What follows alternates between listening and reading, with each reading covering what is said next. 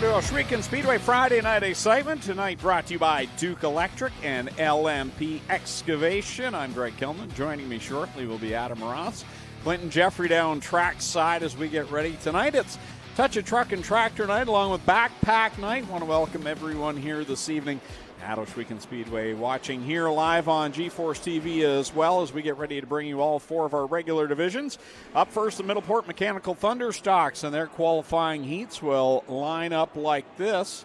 And they are brought to you by Hunsingers on the pole. And the 51D is Dylan Peckham. That'll water down to his outside from Ancaster. The 19 is Kyle Wirt. Lining up third is Keith Dale in the 26. He's from Niagara Falls. And going fourth is Casey Huffman out of Brantford in the 13. George Grossel from Canfield in the 03 goes fifth. Sixth is Mikey Bobby, Mike Thorne out of Caledonia in the 55. Back in row number 4 to the inside is the 81 of Brando Green Steyrs out of Ohsweken, and Trevor DeBoer from Hagersville in the 23. Going 8th. Starting 9th, Zach Bleach in the 108. He's from Port Robinson. And back there in the 10th spot, point leader, Brewster Baker. Dave Bailey out of Hagersville in the 49, and Liam Schwedick from Ancaster in the 53 starts in the 11th spot. See, Dylan Peckham has chosen to go to the back of the pack, so the inside line will move up a row as we get ready to go. Green flag racing for the first time here tonight. Middleport Mechanical Thunderstocks will take the green flag. Off they go down into corner number 1. It's Kyle Wirt working the outside line. He's had a rough go here the last few weeks on that 19 machine, but looking sporty out here at the beginning of this one. We get Adam hooked up here. He's changing mic boxes. There's Clinton Jeffrey. Let's bring him in. Yeah, I'll give you help. Kyle Wirt leads them off turn number 2 down the backstretch. They run here. They've kind of strung out, but 3 deep back there is the battle for 5th. Yeah, good battle there. George Grossel's right in the middle in that 03 machine. Here comes the point leader, Dave Bailey, working the inside, smooth and steady off the bottom. Bailey looking for that inside groove on the gun show. George Grossel, he will sneak up the inside, try and make his way down the backstretch, but out front, still all Kyle Wirt in the 1-9. Keith Dale having a good run in the 2nd spot. Bailey now working on the 3rd position, trying to get by Casey Huffman. He will clear him at the line. Still 3 wide behind Huffman right now with Bleach, Thorne, and Grossel. Good move there by Huffman to point that 13 to the bottom, but Bailey up front, looking up the inside of the 26, will make the line work, and as they pull it here, 53 down to the infield with the left front flat, right front flat. Off they go down into corner 1 another time. Keith Dale now back to the 3rd position. Here comes Zach Bleach. He'll work the inside of Casey Huffman, looking for the 4th spot as they go by the Duke Electric camera. Good solid run for Zach Bleach there in the 108. He will push up a little bit right in front of the 13. Huffman gives him a kiss off. New dad, Mike Thorne, trying to get some sleep here on the bottom of the 55. He will make that line work, but up front, still a bit of bumper loving here with the 13 and the 108. Coming across the strike this time by, it's going to be Kyle Wirt, and then Dave Bailey running in that 3rd spot is the 26 of Keith Dale. Then it's Bleach, Huffman, and here's Trevor DeBoer working by Mike Thorne. Trying to make that bottom work. DeBoer will slide up to the middle just a little bit now. Everybody, freight trains down the back straightaway, single file. Problem with someone's got a left rear flat. We got that over the radio out there. 55 of Mike Thorne with the flat left rear. Going to try and hang on to this one, but he will see the black here next time out of 4. Dave Bailey trying to chop away at this lead of Kyle Wirtz. He's caught him. Meanwhile, under fire now for the 3rd spot is Keith Dale as Zach Bleach is working the inside line on him. Dale goes up the track in 4. Dale trying to work that line. He will push it up, way up in 2 this time. Top 2 have stretched it out. They're coming around to the white flag here. Bleach squirts up into position number 3. Well, the 1 white flag goes up in the air for the first time tonight. It's been all Kyle Wirt, but Dave Bailey has cut that lead down. And they'll run out of time here, I think. Right now it's Zach Bleach in the 3rd spot. Then it's Keith Dale, Casey Huffman, and Trevor DeBoer. Kyle Wirt was the first one to take a shot at the big bounty a few weeks ago. Nearly got it done, couldn't quite hang on. He will grab the qualifier win here tonight. Followed by Dave Bailey, Zach Bleach, Peckham, Hoffman and DeBoer will be the first ones across top 10 qualifying that. I think that means everybody. Yeah, 21 cars here tonight, so everyone's locked into the main event for the Middleport Mechanical Thunder Stocks. And Adam Ross is now connected. He's been unsuspended. He's been brought back. No pay, but he's unsuspended. And did you see how absolutely unconcerned I was that your microphone didn't work? Did you see how unconcerned I was about standing directly in front of you while you're trying to I did call notice races? I was in place, microphone ready to rumble, but Spencer and the crew in the truck gave me a bogus headset that doesn't power up, so I passed it along to Darren. How do you know they did it? Maybe because you're not smart enough. That's true. Here's how they'll line up for qualifier number 2. And if you want to go to the race tomorrow in Markham, I suggest you leave now. On the pole from Six Nations, the 43X is scheduled to be Bella General. She's not going to take her spot. On the outside of the front row in the 43 from Hamilton is Kyle Andrus. 69G is Brian General from Ohsweken. The 427 is Smoky Tim Phelan from Binbrook. Outer Hagersville comes the 93K of Mike Klazinga. It's Go Fast Teeple in the 11 from Thorold. From Burlington, the 97 is Ron Logie, the 43C. From Hamilton is Clinton Nichols. The 84 RK is the big dog, Ryan Beagle from Victoria.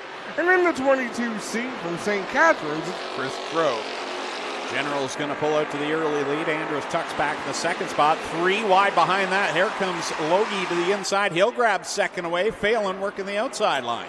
Logie drove up the inside with a purpose. Mike Klazinga drove off the inside of turn number 4 with a purpose and made some contact there. It looks like Bella General with a problem. Sorry. Right front, guys. Kyle Andrus. Getting a report of the right front. Here comes Logie, your leader over General, Klazinga and Teeple. Ryan Beagle right now in that 84 RK. Second place in points, riding in the 5th spot. Look at Klazinga get a good run down the hill. Klazinga looking good here in the early going as he checks up down into 3 and 4, back to the throttle. Look at the body roll on that 93K. Really rolls over onto the right side through the turns, but Ron Logie with an impressive advantage here in the early going. It's all Logie, 3 wide behind that. Whoa, close call there. Klazinga with General and Teeple all right there. Then you've got Ryan Beagle working with Tim Phelan going at that with Clinton Nichols. So great racing in behind the leader. Go Fast Teeple right around the extreme inside of the racetrack. Side by side with Mike Klazinga. They battle for the second spot, but Ron Logie has no competition right now in this one as he sees the halfway signal from Carter the starter. Halfway home, this Hunsinger's qualifier for the Middleport Mechanical Thunder Stocks. Side by side, Teeple and Klazinga. Klazinga working that outside line. Ryan Beagle now has got to close in on these two, battling for second. He's going to try and slam it right through the middle. And the middle opens up. So as they enter the corner, you'll see a big lane opens in the middle. The trouble is, Greg, it closes up in a hurry on exit because Klazinga comes down and Teeple goes up the track. Time by, it'll be 3 laps to go for Ron Logie. He has dominated this one, jumping out to the lead early. And here's that 3-car battle. That time, Beagle makes the center work. He'll have the second spot at the Cedar Springs starter stand. Beagle out in front now into that second position. Not much he can do with Ron Logie. Logie's got a half straightaway lead. Good battle for the 5th spot. Smoky Tim Phelan duking it out with Clinton Nichols. Looks like Phelan going to get the advantage. It's Logie, Beagle, Teeple, Klazinga, and Phelan, the top 5. Nichols and the 22 going at it. Good to see that 22 machine here tonight. Chris Crow is not a regular on Fridays, but is a regular down at Merrittville on Saturday night. Have we asked Carter how much he hates that white flag? Not yet. I hate that white flag for him. Down the checkered flag, the Hunsingers qualifier number 2 for the Thunder Stocks wraps up with Ron Logie, your winner over Ryan Beagle, and then it's Go Fast People, Mike Klazinga, Tim Phelan, Clinton Nichols, and then it's Chris Crow, Brian General, and it'll be Bella General completing the running order. So that will conclude qualifiers for the Middleport Mechanical Thunder Stocks. Before we move on to the 360 sprint cars, For the parents of the youngsters down by the fence, we're excited. They're all having a fun time tonight, but we'd really prefer if those kids stay back from the fence, because if we get a car that flips, and they do, up near the fence, we get fuel or hot fluids that come over the fence or parts, we don't want anyone injured. So we would appreciate if those kids stay back from the fence. Still, though, please have a great time. We're not trying to kill your party. We just want you to have a safe time. Exactly.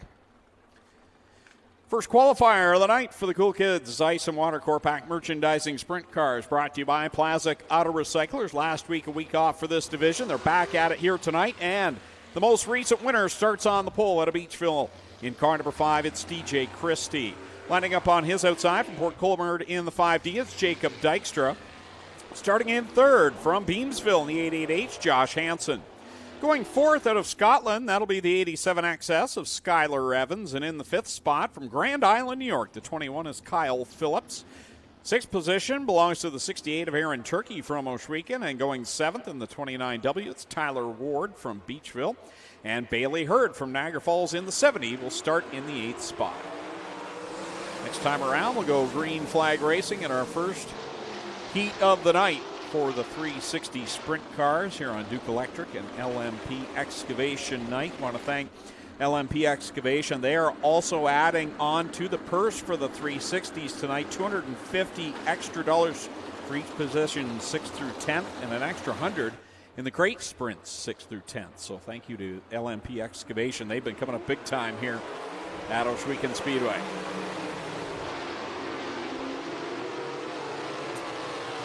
DJ Christie edges out in front in turn 2, but Jacob Dykstra shoots to the inside, retakes the lead. They'll battle side by side off 4. DJ Christie, most recent winner. He is fresh off a trip down to the Knoxville Nationals in the 360 edition. Also ran one night in the 410 as well. And he is hammered down out in front here over Jacob Dykstra. Skylar Evans in the 3rd spot, Josh Hansen 4th. This is a bitey racetrack right now. There's a lot of speed in that racetrack. DJ Christie going up as high as he can right now. These 360 sprint cars will definitely widen the track from what we see right now. Jacob Dykstra riding in 2nd. Skylar Evans right there behind him looking for that spot. Evans running the same line right now as Jacob Dykstra. Maybe a little bit smoother in that same line, but man, Dykstra's good at squeezing speed out of his race car. DJ Christie continuing to lead over Dykstra, Evans, and then it's Hansen and Phillips, your top 5. 2 laps left to go as they go by the Cedar Springs starter stand. Behind them, it's Aaron Turkey, Tyler Ward, and Bailey Hurd. They're not really in a battle, Greg, but one mistake by any of them, and it could be a big battle. Mobile 1 white flag is out for DJ Christie. Picking up where he left off. Last time the 360s rode here, he won dominantly in that event, and here he is again looking as strong as ever. DJ Christie's going to take Plaza Auto Recycler qualifier number 1. 2nd place going to go to Jacob Dykstra. Skylar Evans 3rd. Josh Hansen 4th, with Kyle Phillips rounding out the top 5. Then it's Aaron Turkey, Tyler Ward, and Bailey Hurd. One qualifier in, still 2 to go for the 360 sprints. 22 cars in attendance here tonight. Many of these drivers headed down east to Brighton Speedway tomorrow night for the Southern Ontario Sprints. I see they've already got 17 cars pre-registered for that, and great car count there for that track. You don't need a ton of cars at Brighton to put on a fantastic show. Well, guys, just want to talk about Glenn Steyer's new GSR gas bar. It's opening up 2 weeks from tomorrow. It's at 3436 Third Line Road. They have a massive grand opening planned. It's going to be on Saturday, August 29th. Family-friendly community event, free barbecue, $30,000 in prizes and giveaways. Major prizes include 2 $2,500 GSR gas prizes, $3,000 back to school shopping, 4 MacBook Neos, 2 big TVs, some Nintendo Switches, and a whole bunch of other stuff going on that day. Spend $20 in Spin to Win for your chance to win over $30,000 in prizes and giveaways. That's the GSR gas grand opening Saturday, August 29th. Over there on Third Line, guys. I've been out there. That is a beautiful facility. I haven't been in the building yet, but boy, oh boy. When Glenn Steyers does something, he doesn't mess around. And that is a beautiful GSR gas bar set to open. Qualifier number 2, again brought to you by Plastic Auto Recyclers. On the pole out of Thames for the 7 is Eric Gledhill. To his outside from Ohsweken, the 77E is Ashton Van Every. Rolling off third, it's the Ohsweken Flyer, Glenn Stiers. To his outside from Mount Bridges in the 45, tricky Nick Sheridan. And starting in 5th out of Caledonia, the 0C is Cole McDonald. Lining up 6th from Dunnville, the 46 is Kevin Pauls. And going 7th, 77T is Tyler Powlis from Ohsweken. Ready to go green here in the second qualifier down the WG Truck Center starts it.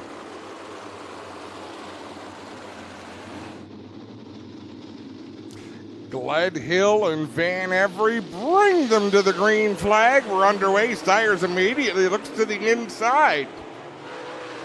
Remember 2 weeks ago, Glenn had a top 5 run with a 360. He's looking as good as we're used to seeing him, and he's racing here again tonight. Out in front, it's all Eric Gledhill. Glenn has had a lot of different pit crew over the last few years, a lot of different help, but DJ Christie has kind of convinced him, or at least he did for their last run here, to run his setup in the car, and boy, it seemed to work for him that night. See him right here running in the 4th spot, but how about Ashton Van Every holding off Nick Sheridan? Yeah, here comes Sheridan to his inside as they go through 3 and 4. Back to the inside comes Ashton Van Every. He'll tuck in line down into 1. Nick runs the slider line into turn 1 to defend any move that might be made. We're already halfway through this one with Eric Gledhill leading the way. How about Eric Gledhill since he's been in this DJ Christie car? Seems everything DJ Christie touches right now, he's got the Midas touch. And Eric Gledhill's been wicked fast, had a great run last time out, and here he is leading away. And how about his dad last week winning in the crates too? That was really cool. Yeah. That was the only full feature I got to watch down in Quebec, but I'm glad I did. Heck of a run. Carter, the starter, hanging there from the Cedar Springs Landscaping starter stand, giving us a great look at the field. This is just now the Mobile One white flag, this time by the stand. Final time through 1 and 2 for Eric Gledhill as he closes in on some slower traffic. Shouldn't pose a problem. Checkers out. Eric Gledhill will take the win over Nick Sheridan. Good solid 3rd place run for Ashton Van Every. And then in 4th, it's Glenn Stiers over Tyler Powlis. Cole McDonald. And then Kevin Pauls will conclude the running order in qualifier number 2, brought to you by Plastic Auto Recyclers. I'm not sure, but I don't think you should be making paper airplanes and throwing them at the race director. Do you think it'll make him do a worse job? Ouch. Wow. Have you always been a tattletale? Wow. Greg, if you showed up an hour late, would you be on your best behavior or worst behavior? Absolute best. Look at it's arts and crafts yeah, time. You Who caught looks on happier? camera making. I'll give you a quick story. So we're at Calabogie a couple weeks ago, and I'm always helping the G-Force guys clean up. And I said to Adam, I said, man, I don't know how you sit around like this and do nothing while everybody works. He goes, you get used to it.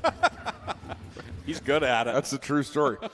Other true stories, and I wish Spencer could speak over the microphone, because I often offer to help.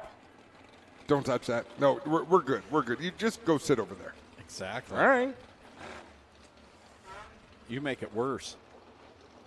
That's all I'm told. I could embellish a little bit and say when we were in, I think it was Nova Scotia, Adam helped us unload, and Spencer's whole bag ended up on a NASCAR truck with no underwear for 2 days to get back. He had to get it back in Ontario. Those are 2 completely unrelated stories, though. I did not touch Spencer's underwear. Omaha. That's only what time? 7:45.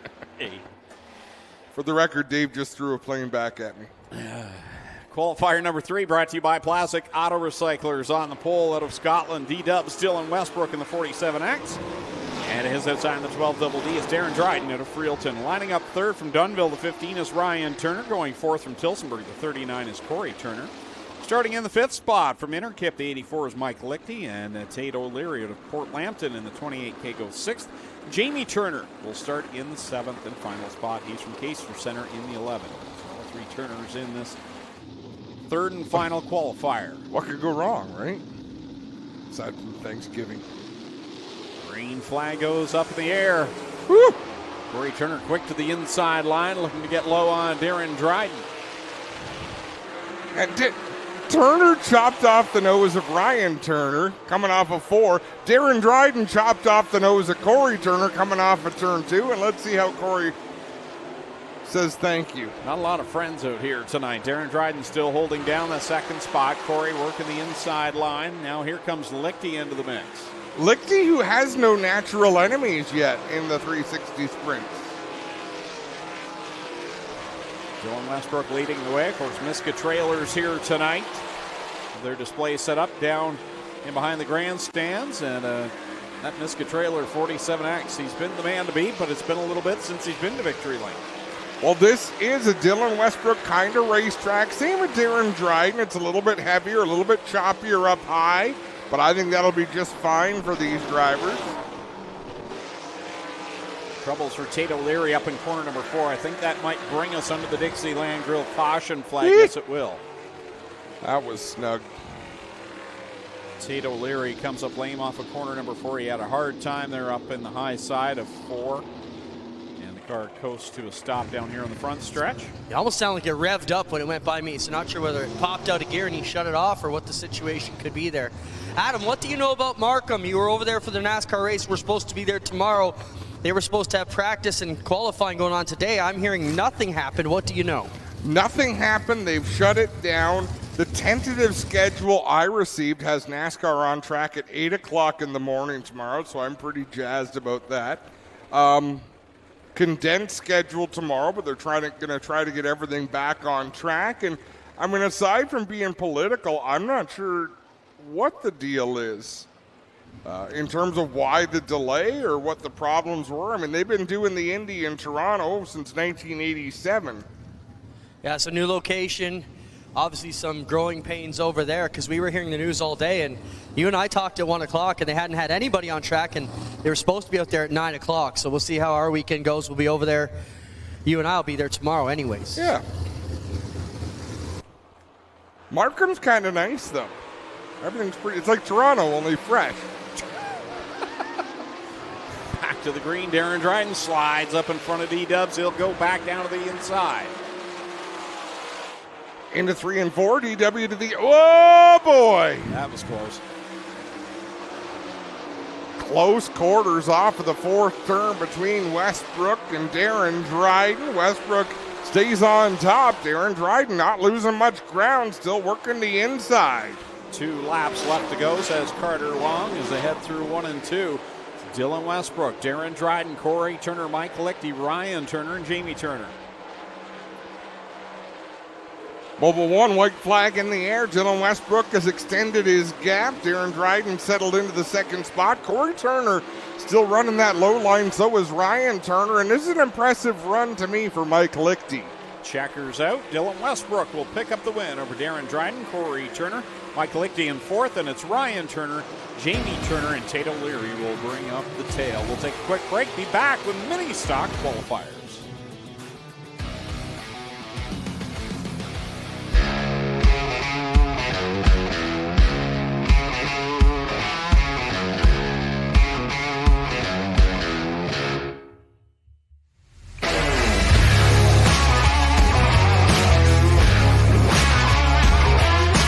This bundle deal is going viral. It's a wash system that is completely touchless on mud and clay. You just spray it on, watch it dissolve the mud and grime, and then rinse it off. It worked really fast, but I still wanted to put it to the test. So I put it head-to-head against a name brand wash, and the results were shocking. Well, that's pretty clear. There's a limited time bundle for your first purchase. Using the QR code on screen when you buy this kit, you get an extra 3 bottles of wash for free. Don't miss this exclusive offer.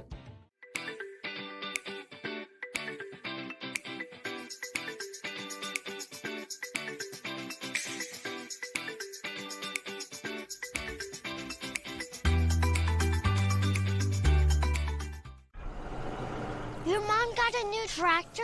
Yep. Can she see in the dark? Can do. Hook up all the implements? Can do. Steer with ease? Can do. Bale hay all day? Can do. Shift like a race car? Can do. keep a juice box cold? Can do. I'm out of here.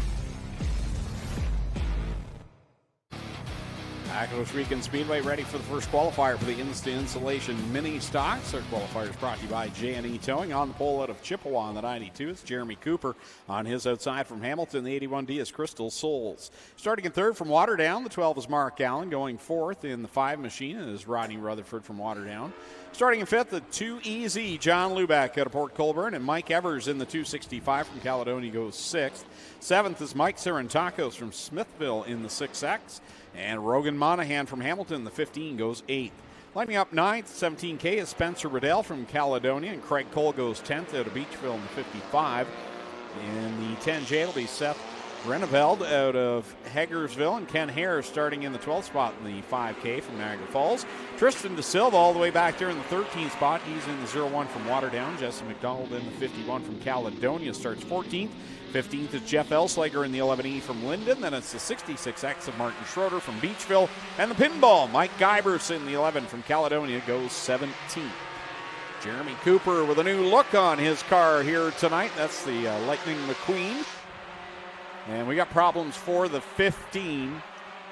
Man, poor Rogan Monahan. That's Rogan's ride, isn't it? Yeah, I picked him in the fantasy tonight. I thought, well, they've been working away at that car. Well, it's picking up speed. It's not over yet. Ooh. Problems for the 10. And that's going to put us under the Dixieland Girl caution flag, I do believe. Yep. So the My Race Pass Fantasy is kind of fun. Like, you get to choose between Dylan Westbrook or Nick Sheridan. And that's easy to choose who you think in your gut might do better. But how do you choose between Crystal Souls, Mike Guyberson, and Steve Miller? Honestly, every week now I've just been picking one of the ones I didn't the week before. Yeah, right? It's a challenging pick to have to make. I did pick Connor tonight. Did you? I did. I parked out off the end of turn number 4, like they're into overflow parking. Great parking area, though. The parking attendant was doing a great job. And I watched the qualifying session. I thought, man, he looks really good out there. And he was second last. The only car he beat was his boss. I'm thinking, boy, looks can be deceiving. But I still picked him. I believe he can do it. What a great night in Brantford last night. We had the car on display for Dairy Queen Miracle Day. And I'll tell you why it's important to me. Because of the McMaster Children's Hospital. That's where all the proceeds go to. And with your flock of kids, did you spend any time there? We went briefly for a couple of things, but not much. Yeah, no. Connor spent a lot of time there. He had a big surgery when he was 6 months old. Still a bit of a putz, but I don't think that's what they operated on. But we spent a lot of time, a lot of appointments. It was really cool. What a huge turnout of people. And talked to the owner about getting involved here in the Speedway, and he really wants to. But he's decided to commit this year and next year to staying open until midnight on Friday nights, Greg. I noticed that. They are open later now. It's too early to tell if it was successful. And I said, boy, we've got a salesman here at the racetrack who should come and talk to you, because if they knew you were open until midnight, I'm not saying everybody comes from Brantford, but a lot of people come from that direction. Don't want to give away any top secrets, but don't you live in Brantford? Yeah, and not too far from it. And you sent me that pic, and I wasn't even in town. Oh, is that right? Yeah, I was in Hamilton last night. But it was really neat to see a race car compared to a fire truck and a police car and other vendors that were going on, and clowns, and kids really like race cars. You finally admitted it. You're a clown. You were there. That's nice. It was a secret? Now everyone's giddy in the officiating room. You started it. Can't cheer you up, but I can make them pretty happy. Back to the green flag to the WG Truck Center restart zone.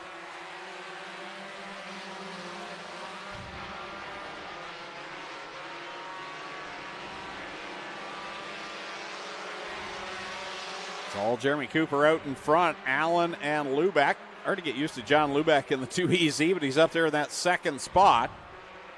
Good run from the back for Jeff Elslager and Ken Hare. Both started at the tail. Elslager was back there in 15th. Rodney Rutherford getting pushed down the front stretch by Spencer Riddell, and I don't think that helped. Like, I think it was in a positive way, trying to help him go a little faster, and it did not help him go faster. Cooper gets a little sideways off of 4. That allows John Lubeck and Jeff Elslager to close the gap as they go down into corner number 1. Lubeck up high in the 2EZ. Elslager on the bottom. Ken Hare is drawn up closer to them, running in the 4th spot. Every week this year, I think Ken Hare has a fire under his car. You see that little glimmer with the... You'd think I'd catch on. Cooper doing a good job out in front, but Lubeck and Elslager only about a half dozen car lengths off the back end of our race leader. Jesse McDonald having a good drive, too. He started back in 13th. He's up to the 7th spot. This field has got some comers and goers at this point. Still Jeremy Cooper out in front, started on the poles, led the whole way, but that lead is shrinking. Has Jesse run a Thunderstock? Because I know he's run a crate sprint and he's run a bomber. Yeah. So he's run a lot of classes here at the Big O. 2 laps to go and they are closing in. They have caught the race leader. Lubeck running high. Oh, Jeremy Cooper's had a handful, or he's just going ka-chow every time he goes off the corner. One or the other. He's showing them off. White flag, the Mobile 1 white flag comes out. Cooper continues to lead. They're catching him in slow motion, but that's the troubled spot, is halfway between 1 and 2. I think he might be all right from here on out. Here they go down through 3. Mike Giberson's right there in front of the leaders as well. Will he be in one of the lanes that they're trying to choose? Checkers out. Cooper's going to run Lubeck up towards the wall. He'll get the win over Lubeck, and then it's Elslager, Cole, Hare, Allen, McDonald, Riddell, Sarantakos, and Tristan De Silva. That was fun. Try new Rusties. What were you doing in Hamilton? Let's have a look at the replay here. Coming to the finish, though. Jeremy Cooper wanted that pretty bad. Rubs up a little bit with John Lubeck. Lubeck expressed his displeasure going down into turn 1 on the cool-down lap. We were at Lime Ridge last night. My daughter wanted to go shopping, so. Okay. It has one of my absolute favorite restaurants, so I was game. I love Bourbon Street Grill. Really? Yeah. Why? I just love it. I don't know what it is, but it's my fave. All right, ready to go. Qualifier number 2 brought to you again by J&E Towing. On the pole out of St. Anne's, the 34 is Randy Alway. Chase Mitchell from Ancaster in the 3 goes second. Third spot, Stephen Boverhoff in the 00 from Wayne Fleet, and Connor Chambers in the 9C of Welland goes fourth. Fifth will be Mark Thorne from Waterford in the 78, and Christopher French out of Stratford in the 54 goes sixth. Seventh is the reigning champ, Tim DeBoer in car number 9 out of York, and his outside, Doug Erskine, the 44 from Brantford. Going ninth, Mason Anderson from St. Catharines in the 4A, and Ryan Farrington, the 99R from Waterford, goes 10th. Back in row 6, the 23 of Dusty DeBoer, and the 26 of Alexander Klotz with a couple of wins in the last 2 weeks. Nick Erskine had one of the twin wins last week in the 13th spot in the 64. Wade Thorne is in the 4. The point leader, Alex Riley, in the 17. 30 is Joe Dirt, and the 79 is Steve Miller. 3 wide, 4 wide down the backstretch. Fairly standard practice in these mini stock qualifiers. At the stripe, though, it's going to be Chambers leading the way to complete lap 1. Randy Alway holding down the second spot. There's the defending champ, the 9 of Tim DeBoer in that Timson Auto machine. Looking the inside line on Christopher French in the 54. Man, what a pack of cars out there. Just outside of the top 5, Nick Erskine just blasted through that 4-wide battle. But it stacks up again down into 1 and 2. 3 wide, 4 wide. Which lane's going to go? Wade Thorne on the inside, trying to edge his way up into the 3rd position. Alex Riley looking to make it 4 wide. Started back in 15th, and he is on the inside of this. Doug Erskine gets run up into the wall. Christopher French got up into Doug Erskine, who got up into the wall. We'll see how damaged that 44 car is, but he's definitely continuing to lose spots out there. Yeah, that car is losing pace as well as he heads into corner number 3. Out in front, Chambers continues to lead over DeBoer, and then it's Thorne in that three-way battle with Riley, Thorne, Erskine. Now Alway's up there as well. Nick Erskine with a good run off of turn number 2, but he really might have nowhere to go with it as he closes in on the back of Alex Riley. There's not an open lane, but Connor Chambers out in front, having a great run. 3 laps left to go here in this J&E Towing Insulation Mini Stocks qualifier, the final of the night. We'll definitely have a B main for this division with all the cars here on hand. 2 laps left to go, says Carter Long atop the Cedar Springs starter stand. What happened to this class, Greg? Because it seemed like numbers were starting to shrink years ago, and then I don't know what happened. Was it ending the Bomber division here? It seemed to, because it's been a strong division since then. Of course, the DeBoers moved up from there, and Jesse McDonald moved up. Lucas Smith moved up all the way to the 360 sprint. Exactly.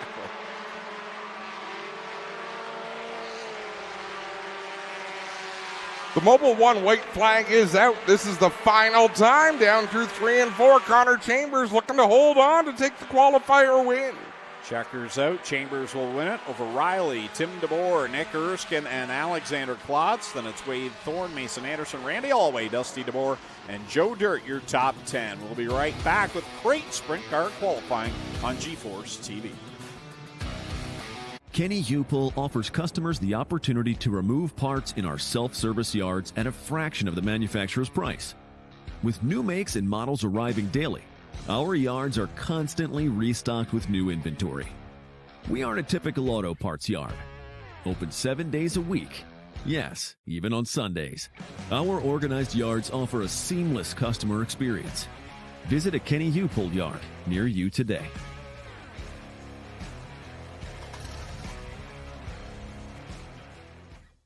For over 80 years, Libro Credit Union has been a trusted financial partner, strengthening financial well-being. And through change, uncertainty, and opportunity, we've stood by you and with you. Join the nearly 120,000 Ontarians and over 12,000 local businesses choosing Libro, not just for banking, but for a better future. Bank local, support local, loyal to local.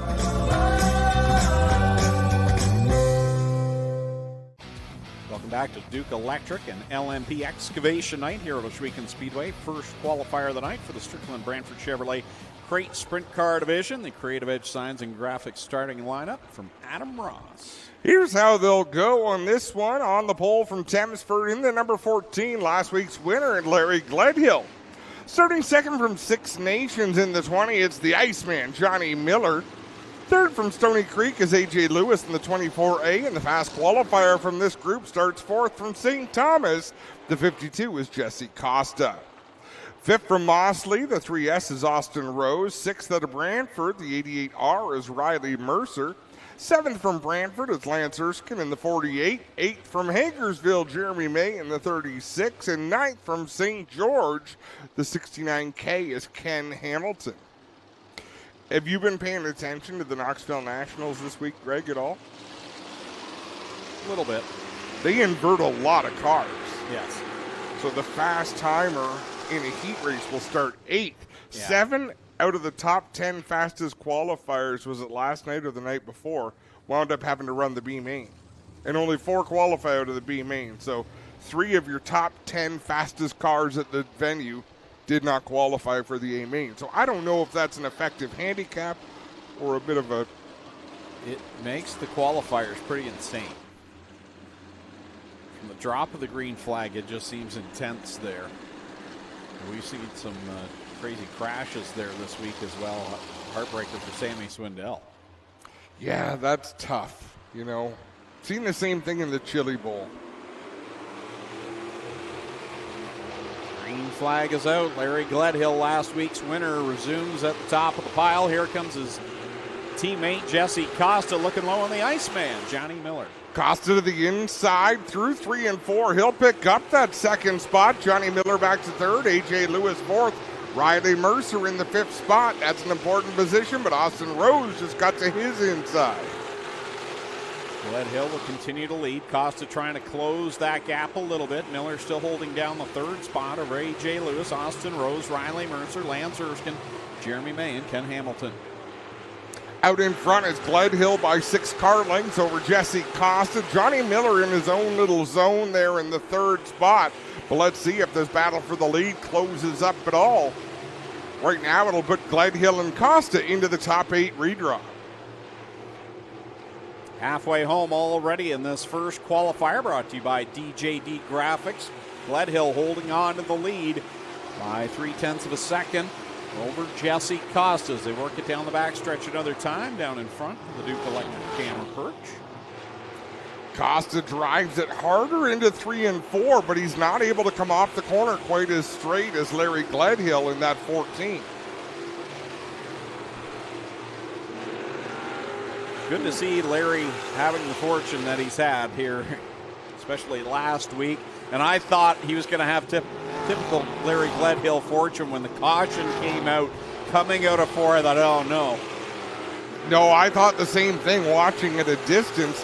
This battle between Lance Erskine and Jeremy May is starting to look a little personal out there. As the Mobile 1 white flag is out.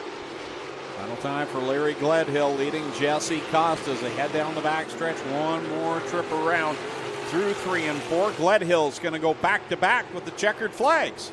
Gledhill for the win. Jesse Costa second. Johnny Miller third. A.J. Lewis fourth with Austin Rose fifth. They go straight to tonight's main event. Headed for the last chance race are Riley Mercer, Lance Erskine, Jeremy May, and Ken Hamilton.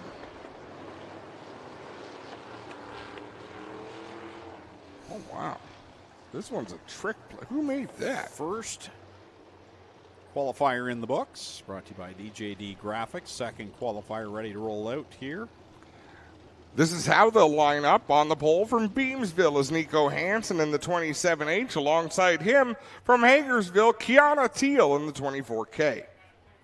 Starting third from Ohsweken, Cam Thompson in the 28T. Fourth is our fastest qualifier from this group out of Caledonia, the Livewire, Liam Martin in the 9. Starting fifth from Ancaster, Campbell Baker in the 26X. Sixth out of Caledon, the 78X is Matt Boyce. Seventh from Burford, it's Brandon Sebeski in the 22X.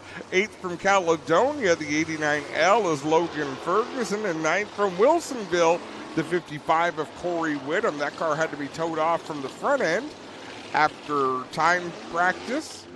But he's on the racetrack ready to go, Greg. I wish a happy 18th birthday to Alyssa, who's selling 50-50 tickets over on the pit side. So happy birthday, Alyssa. Just want to welcome Alpha Microtech here, sponsors on Darren Dryden's car. Mobile 1 white flag given. Kiana Teal starting on the outside of the front row, and it was quite the start to the crate sprint features last week with Kiana. Her interview right there leading into that feature. Boy, that was, Spencer threw me a hard one there to try and follow up that and talk. She was pretty emotional in that interview. Yeah, just for that short spell. And, you know, it shows you how important her sister was to her and how much she still looks up to her. Oh, close call there with Liam Martin. Right now it's wheel-to-wheel with Cam Thompson, but almost caught the back end of the 24 of Kiana Teal.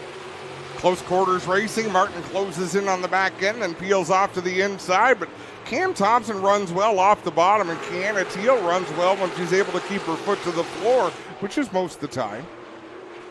Ooh. Wow. Tricky one there off of corner number 4. Cam Thompson has that second spot now as Nico Hansen able to pull away in the J&E Towing 27H. All this battling is a huge break for Nico Hansen out in front. Liam Martin only needs to stay in the top 4 to keep himself in the redraw. Nico Hansen would get in the other redraw spot, so they would be somewhere in the top 8 come feature time. Halfway home in this second of 4 qualifiers, brought to you by DJD Graphics. Hansen, Thompson, Teal, and it's Martin and Baker right now at the top 5. Teal is making hay up there on the cushion, which really is where Liam Martin would normally be running. And he's going to try and take that spot away. Here comes Teal back to the inside at the line. Teal had the advantage. Well, timing and scoring said Liam Martin had the advantage, but looked to me like Teal was out in front. Either way, she's given it a good battle. You can see she's moved the wing back in that 24K as we've got 2 laps to go. Final 2 circuits around. It's been all Nico Hansen in the 27H over Cam Thompson. 2 drivers good to see up at the front right now. Coming to the Mobile 1, white flag. Campbell Baker holds the last transfer spot.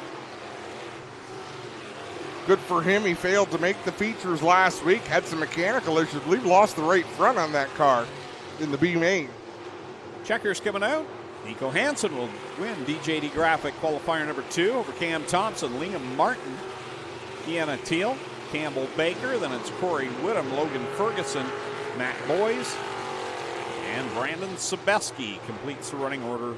2 down, 2 to go for the crate sprints. Burning through these qualifiers tonight.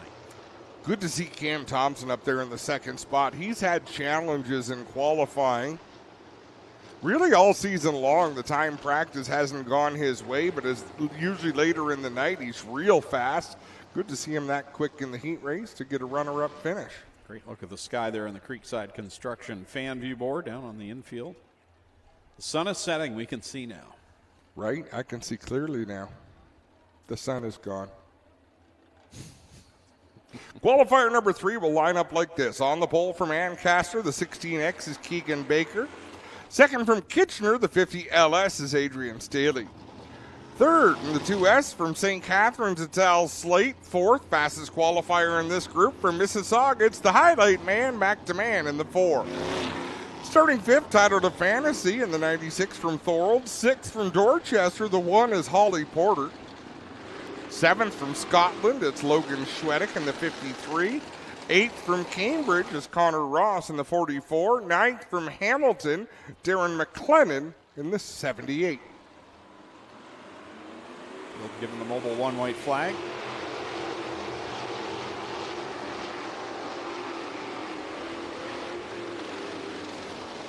Good mixture of veterans and youngsters. Little of this, little of that. Down to the WG Truck Center start zone. Carter Long, green flag in hand. Third qualifier. Top 5 finish gets you a ticket to the main event tonight. Slow to the line, and they're off up at turn 4. Whoa, Connor Ross gets boxed out there. Schwedick to the inside, Porter in front. Everything stays clean and green, though. They'll charge down to 3 and 4. Baker going to lead the way over McDeman, who's raced his way up to 2nd. Here comes DeMann on the inside of that new GSR chassis. 16X of Keegan Baker. They go wheel to wheel down in 3. Oof. Close quarters there off of turn number 4. Baker and McDeman side by side down into the first turn. Bar Motorsports number 4 out in front now over Baker. It's Adrian Staley back there in 3rd with Al Slate. Slate's had a fast car for probably a month and a half now. He's been real quick, and Adrian Staley, not sure where he found the speed, but great to see it out of the 50 LS. Title of Fantasy holding on to the final transfer just ahead of Holly Porter in the 1. Halfway home in this 3rd qualifier, brought to you by DJD Graphics. It's all McDeman over Keegan Baker, Al Slate, Adrian Staley. The battle now is for the 5th position as Holly Porter looking to get by Tyler LaFantasy. LaFantasy in the black 96. Holly Porter with her classic inside line in that number 1. They'll race side by side into the first turn. Holly Porter has the advantage over Tyler LaFantasy. 2 laps left to go. Meanwhile, up front for the highlight man, McDeman. DeMann driving away from this one. Campbell Baker runs in the 2nd spot, but Al Slate is trying to close that gap. Mobile 1 white flag out for McDeman. Al Slate now challenging for the runner-up spot. Didn't get the turn he wanted down there in turn 4. Keegan Baker still holds it. Final time down the back straightaway for McDeman. He drives into 3 and 4 all by his lonesome. He's going to take the win in this qualifier.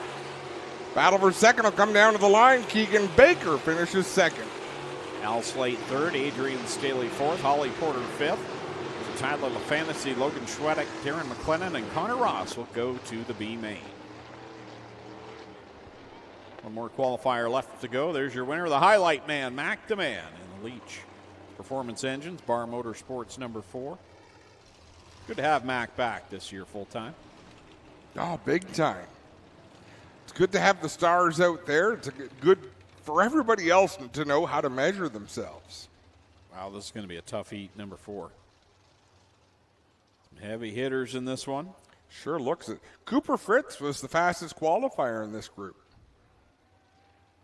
So if he stays in the top 4, that'll be a good thing for him. Let's tell you about the rest of them. On the pole from Cortland, the 5 is Tom Pellizzari. Second from Wayne Fleet, it's Brett Stratford in the BS 39. Third, the 2M from Georgetown is Steve Murdoch. Fourth, as we told you, from Clarence Center, New York, the 57C is Cooper Fritz. Fifth from Rockwood, the 94 is Ryan Fraser. Sixth from Stevensville, the 71 is Mike Bowman. Seventh out of Baden is Travis Hofstetter in the 2. And eighth from Ohsweken, the 9C is Brian Nanakoke.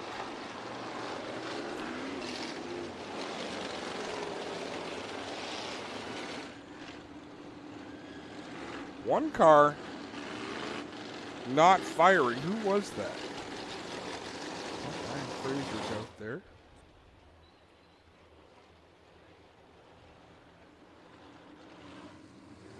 No, there's eight cars scheduled, 8 cars on the track. Someone must just be.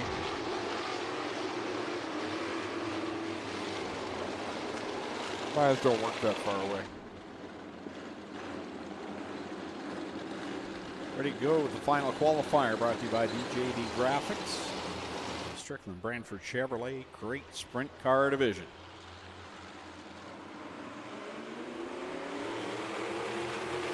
Green is out. They race down to turn number 1. Who was supposed to start third? Steve Murdoch is out there. Yeah, there's 8 cars out there, 8 scheduled. Why was You're Mike still Bowman on that? Well, I'm trying to figure out how Mike Bowman got so close to the front going into 1. A couple of drivers who don't send each other Christmas cards are Mike Bowman and Brett Stratford. They'll race side by side down the back stretch. Cooper Fritz outside of the top 4. That means the top 2 would go to the redraw.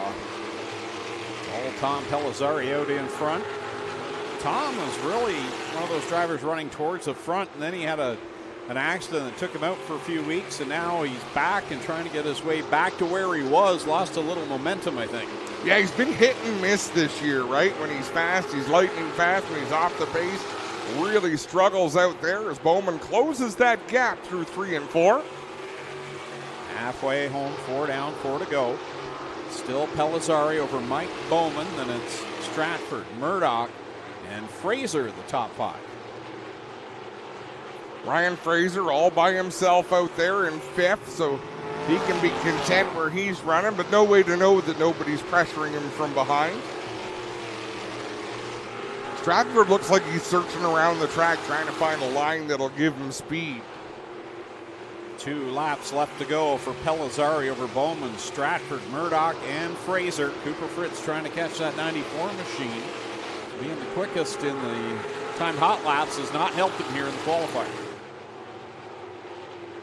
Mobile 1 white flag, 1 more lap to go. Pellizzari by a few car lengths over Mike Bowman. Bowman closing in through 1 and 2.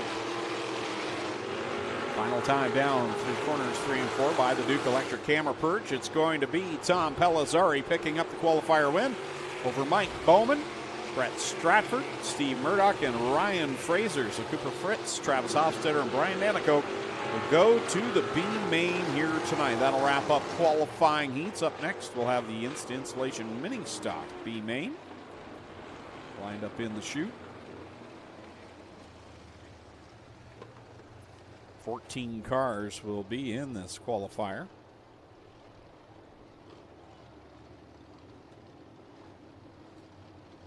And it's a pretty quick turnaround here for these mini stocks. They just finished their qualifiers. They were third on the docket.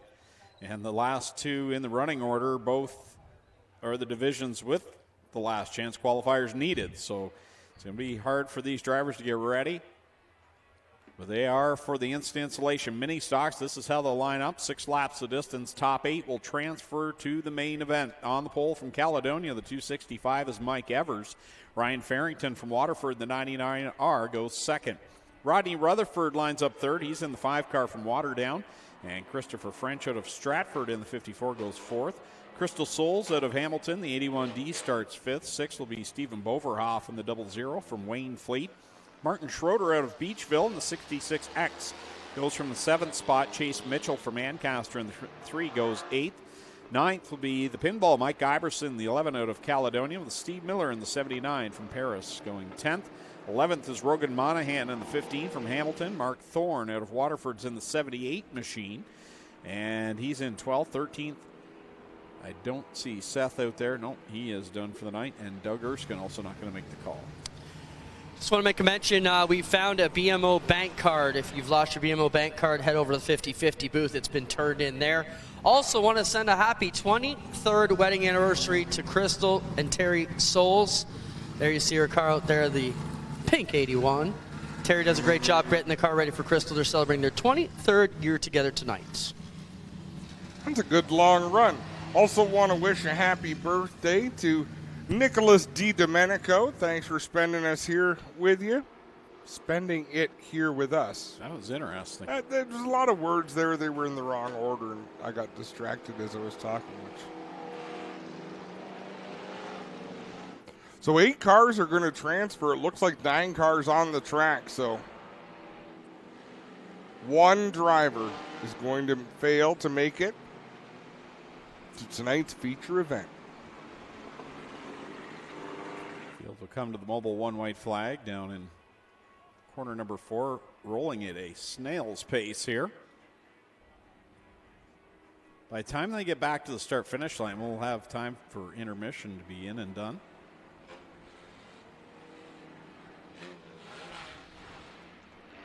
Is this about how fast the drive was today from Mark? Faster. So I left the Flamborough area at 1 o'clock to go to Markham. I got back here at, 7:15? Yeah. Never did make it to the racetrack in Markham, but that was on purpose. It's like no point in taking a Uber or a shuttle from where you can park over to get to the track if there is no track. Race director Dave Hunsinger just came on the radio, said, drivers, we're going to let a couple extras in here tonight. We're not going to send anybody home. So all these drivers will qualify. They're going to run 6 laps here. At least a couple to try and sort out the order a little bit and give the crates more time. But everybody's in, guys. Everybody's in. See what a good mood Dave is? You just got to throw some airplanes at him. That's all it took. Good start for Mike Evers, who put a lot of work into that 265 after crashing hard in turn number 3 a few weeks ago. Lap 1 leader is going to be Mike Evers. Yeah, I wasn't sure if we'd see that car again, but got it back. Still at it is Mike Evers. With Farrington riding there in second. Boverhoff got a good launch off of 2 there in the 00. Some fast race cars in this one. The 66 machines, that's Martin Schroeder in the 66X. Jansen's always been quick as well when they come here. Good to have them back after a little time off. Mark Thorne in the 78 out there.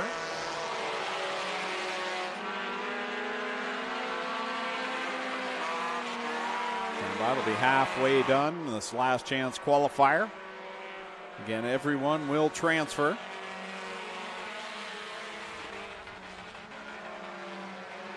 So they're all out for a leisurely stroll, although Chase Mitchell in the 5th spot in that number 3, closing in to battle for the 4th position.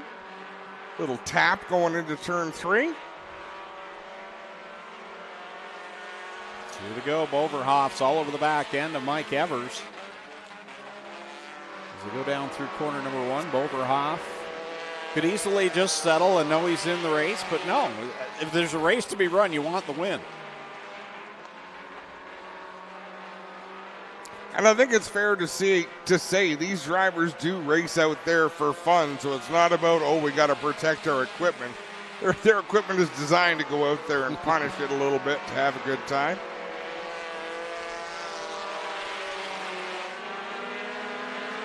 Mike Evers, Boverhoff, Farrington. And you've got that Chase Mitchell, Martin Schroeder side-by-side fight as the checkered flag comes out. It's going to be Evers getting the win over Boverhoff, Farrington. And then Mitchell, Schroeder, Miller, Thorne, Souls, and Guyberson. So that concludes qualifying. And we'll take we're going to go down trackside for a Case IH track report with Clinton Jeffrey. Thanks, Greg. Down here on the track in turn 4, they've done things a little bit different today. Ziegler said he wanted to tell the drivers they didn't fully prep the bottom or the top. They let the drivers go at it tonight. It seems like we got a lot of the same as we normally have. A lot of bite still on the bottom, not too polished up through the middle. And Adam called a lot of biting here. There is a lot of bite in the track here tonight. Still lots of action. Now, over there in the top part of the turns, they actually left a little bit of a curb there to see if it would build a bit of a cushion. The 360 do their best to push it off, but we'll see how that one goes. Just want to make a quick mention, it is backpack night, so we got to thank all our great supporters. Of course, Jason and Lisa from LMP, they came in with a ton of backpacks. Epic Racewear hooked us up with 100 or more of Ohsweken branded backpacks. We brought in 180 backpacks into the park tonight. We are going to give them away, though, right now. Let me look at my phone and find out what you've got. So you all got a ticket when you came in. If you have a blue ticket with a star, you have won a backpack. Head on down to the Nans Kids Club area behind the main concession in the grandstand. So once again, if you have a blue ticket with a star on it, you have won a backpack. Head on down to the Kids Club and have your choice. Guys, we're going to take a quick break here on G-Force TV. We still have the last chance showdown coming up for the crate sprints and 4 features. Hang around. It's going to be a great one here as LMP and Duke Electric bring you a night at the races, guys. We'll be right back from Ohsweken Speedway. For over 40 years, Patco Transportation, together with Encore Transportation, has helped move business across North America. Based in Ayr, Ontario, with a second terminal in Dalton, Georgia, this family-owned company is built on experience, reliability, and service. Patco Transportation, your LTL, truckload, and special events carrier. Looking for a new race or cargo trailer? Welcome to Kemp Motorsports. Kemp Motorsports specializes in top quality race and cargo trailers from United, Wells Cargo, and Hallmark. From our best-selling Rev Series up to custom 53-foot goosenecks and stackers. We have a huge selection in stock or ready to custom order. With top brands, great selection, and over 30 years experience, stop by and see why Kemp Motorsports is your #1 race trailer dealer. Find us online at kempmotorsports.ca. After World War II, my grandfather was diagnosed with cancer, and our neighbors guided my father through his first few years after my grandfather died. This year will be my father's 50th crop. He always reminds me that without the help of our neighbors, there would never have been a first. My name is Randy. I'm a farmer, and I make the best damn tractors in the world because I owe it to my neighbors. Case IH, built by farmers. Scan this QR code now for the best deal on Total Wash. Get the famous wash kit that includes 2 bottles of our revolutionary touchless wash, a foam cannon to efficiently coat any vehicle, and now an extra 3 free bottles of wash. But only at the QR code on the bottom left. This stuff melts the toughest mud and grime off your tractors, ATVs, and even heavy machinery. Thousands of people, from racers to landscapers, are loving Total Wash. So what are you waiting for? Scan the QR code now so you don't miss this exclusive offer. At WG Truck Center, we fix trucks. We don't just change parts. Maintenance, repairs, frame straightening, and custom builds. Everything happens right here. A high-performance team focused on serving local Canadian business, always looking to add talent to make us even better. Need parts? Need a rig? Need services? The local shop that does it all. WG Truck Center. Everything you need for your diesel truck. A home you love. A business that endures. It takes your vision, your hard work, and your dedication to bring them to life. The right tools help. Case IH truly understands your vision and what you need to achieve it. That's why we build the equipment, the local dealer and service network, and the data and tech you want today and tomorrow. Because we don't just build our equipment to work. We build it to work for you. Case IH, built by farmers. Whether you're looking to make a top cash sale for your used car, want to buy a previously owned vehicle, or need parts for your current car, Kenny U-Pull is the place to visit. Join us and our community of car part pullers in giving a second life to all vehicles while saving you a ton of money. Visit a Kenny U-Pull yard near you today.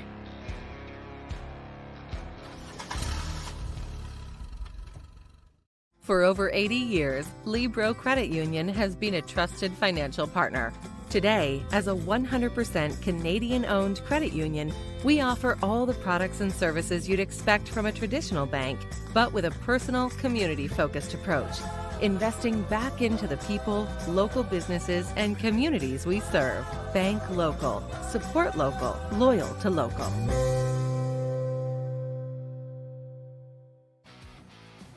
For almost a decade, Ackland Insurance has proudly supported Ohsweken Speedway. In 2026, the Ackland Insurance Top Gun Award continues to reward speed, paying cash to the fastest sprint car drivers in each timed hot lap group. Welcome back live, Ohsweken Speedway on G-Force TV, getting ready for the Strickland Brantford Chevrolet Crate Sprint Car Last Chance Qualifier. They're getting ready over there, but before we get to that, let's have a look at the Carmen's Group upcoming events calendar. Next week, it's the third and final of the Fan Fest series, brought to you by Renway Energy and Contrans, as it is Autograph Night number 3, Christmas in August, and the belts are on the line as part of that Fan Fest series. So be here for that next week, and if you bring a brand new unwrapped toy next Friday night, you'll get $5 off the price of admission.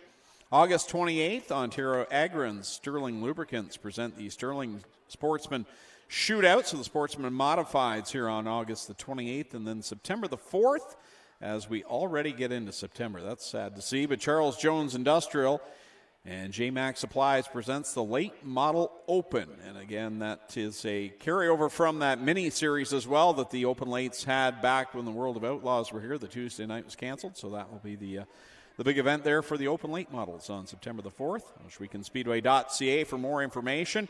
To look at the upcoming events, thanks to Carmen's Group.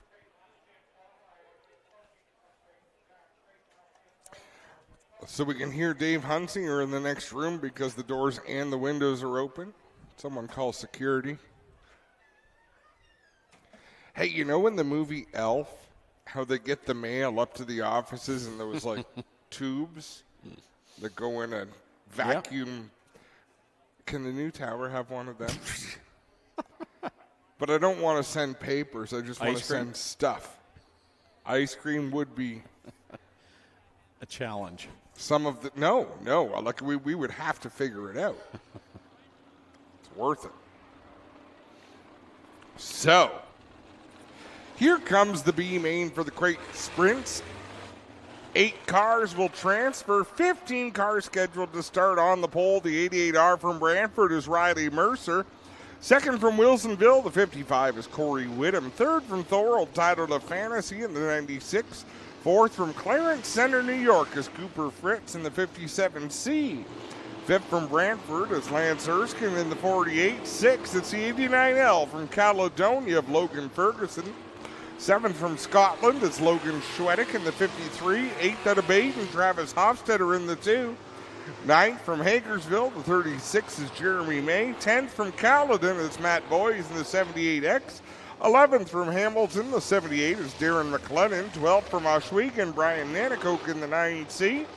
13th from St. George is Ken Hamilton in the 69K. 14th from Burford is Brandon Zaveski in the 22X. And rounding out the field from Cambridge, the 44 is Connor Ross. Top 8 transfer. 12 laps the distance for this last chance qualifier. Some good equipment out there. Some young, hungry racers. Some savvy old veterans.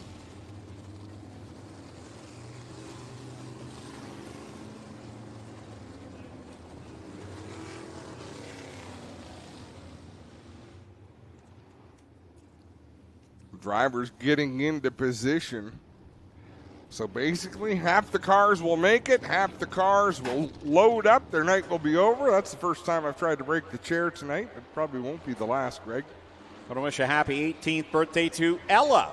Happy 18th, Ella. Happy birthday also to Trish Longboat.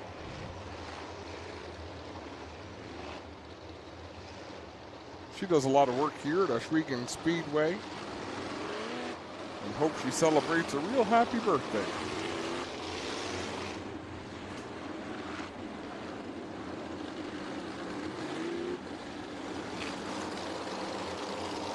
The one white flag displayed. Next time around, we'll go green flag racing, the last chance qualifier for the Great Sprints.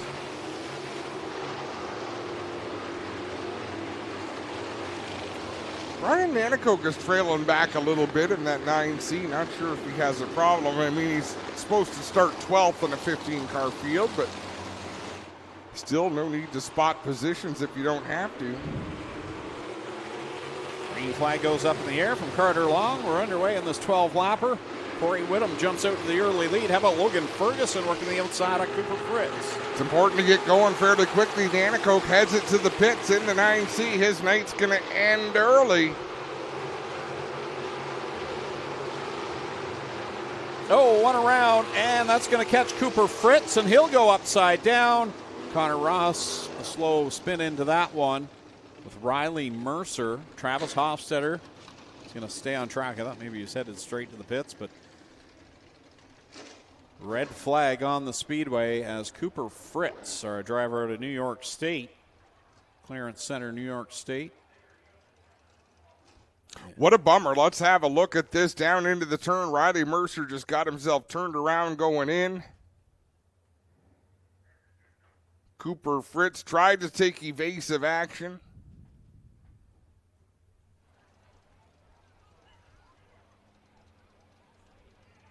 The left rear hopped over there. The 88 of Cooper Fritz. Cooper Fritz, rather, hopped over the right rear of the 88 of Riley Mercer, and that sent him up and over. You see the wing damage there. Clinton Jeffries on the scene. Got to feel bad for Cooper Fritz. The youngster's just working his way in. Look, he dressed for the occasion, too. He's got his best tux on here tonight, guys. And his car is not so great. He come over here with the Farnhams many years ago, and that's how he got his deal. And Jack will walk over there and take a look at the other side of that car because that's the worst part of it here. And we'll bring in just in case and the scoop to get it up here. You know, the biggest problem here, guys, is the axle is bent and pushed out. You can see it pushed way back there. That's the problem for him. Here's your torsion arm. The axle should be this far out and under the center of that. So that's your problem there. Top wing issue, but other than the front end, I don't see a ton of damage here. Top wing and a front nose. Front axle here for Cooper Fritz, and they come all the way from New York, and just a youngster here. I think he's only about 16 years old, still getting the handling here. He's got a talent to come, guys, but this one going to put an early end to their night. Yeah, that's a tough one. You know what? Could have been a one-car incident, but it could also have been a 10-car incident, right? You know, these drivers do a real good job of avoiding the mishaps out there. Just want to make quick mention, we will have another round of backpack winners still, so hang tight on that. Here's Just In Case doing its job in this Case IH L105 tractor. Is quite the utility beast for us here. It does a lot of great stuff, and this is probably the worst thing we make it do. Super good for us, super bad for the teams that have to meet Just In Case, guys.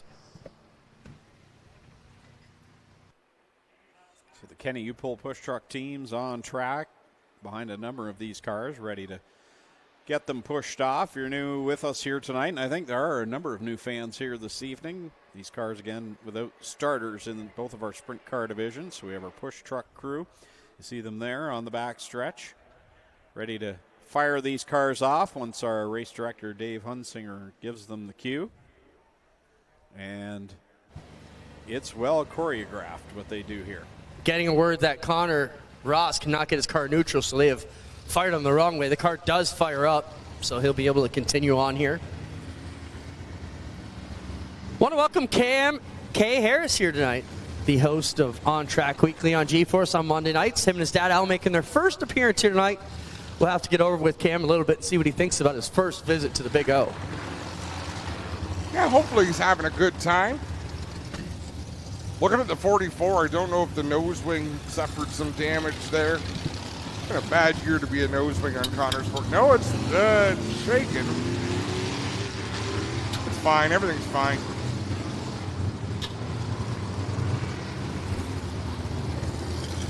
Is that you talking yourself up there every week when he's out there? Everything's fine. Everything's fine. It's going to be okay. Pretty much. Man, I hated when my kids raced. Oh, they didn't even race big cars. Oh, you've got to support your kids, right? If you say so. He's looking at me with a dirty look right now. One day they'll support us. They better. Well, I take care of Dad, and Mike take care of Mom, so I'm training the kids for that anyways. So it looks like one lap is in the books. It's going to be a single file restart.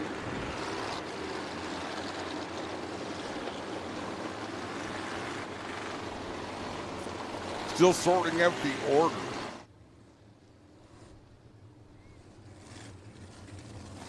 Yellow flag being displayed. The cone is in place on the front straightaway. Remember, the top 8 make it into the feature event.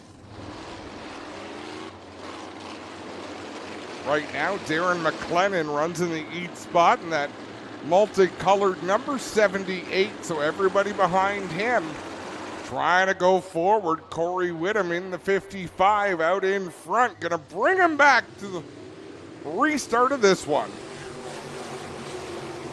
Everybody clean and green past the restart cone on the front stretch. It's Corey Whittam out in front, Logan Ferguson, then a 3-car fight. Oh, that got close with Lance Erskine and Liam Schwedek. Right, Logan Schwedek, rather. They battle off of turn number 4. Tyler LaFantasy to the inside.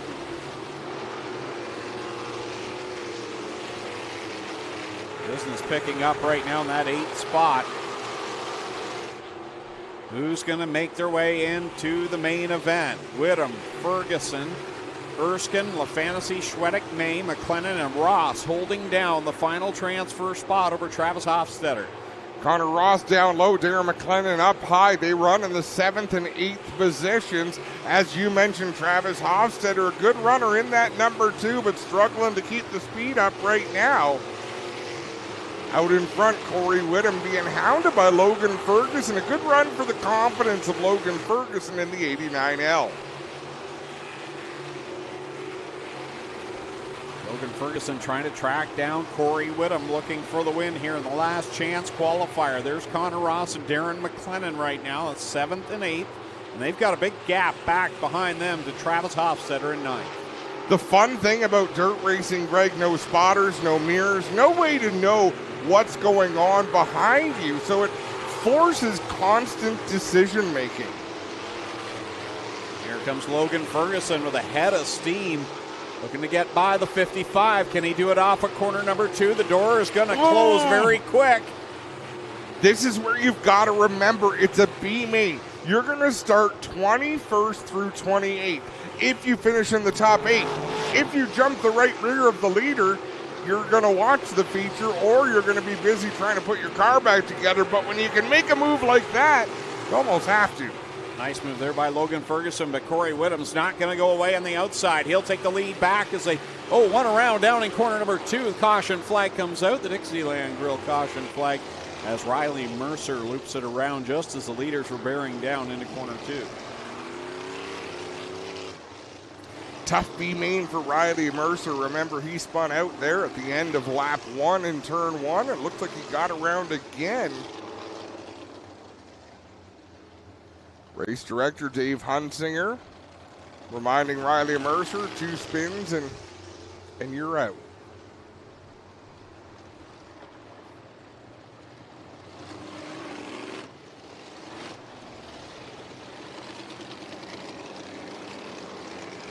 Guys, just want to mention, attention fans, we have another round of backpack winners. If you have a pink ticket with a star, you are a backpack winner. This is our final and last round of backpack winners. If you have a pink ticket with a star, head on down to the Kids Club beside the concession booth and claim your backpack. 9 laps down, 3 laps to go. Let's have a look at Riley Mercer. His car was the one that was circled, just drove it into turn number 1, a little bit sideways. Brandon Sobeski did a nice job to avoid him. And back to the green flag as they roll through the WG Truck Center restart zone. Logan Ferguson has been all over the 55 of Corey Whittam, and this is the break that Travis Hofstetter needed. Another chance to get in to a transfer spot. See where everybody goes as the green flag flies. Hofstetter goes down low. Connor Ross up high. They're side by side for 8th off of turn 2. Ross with the advantage out in front. Corey Whittam leads the way. 2 laps to go.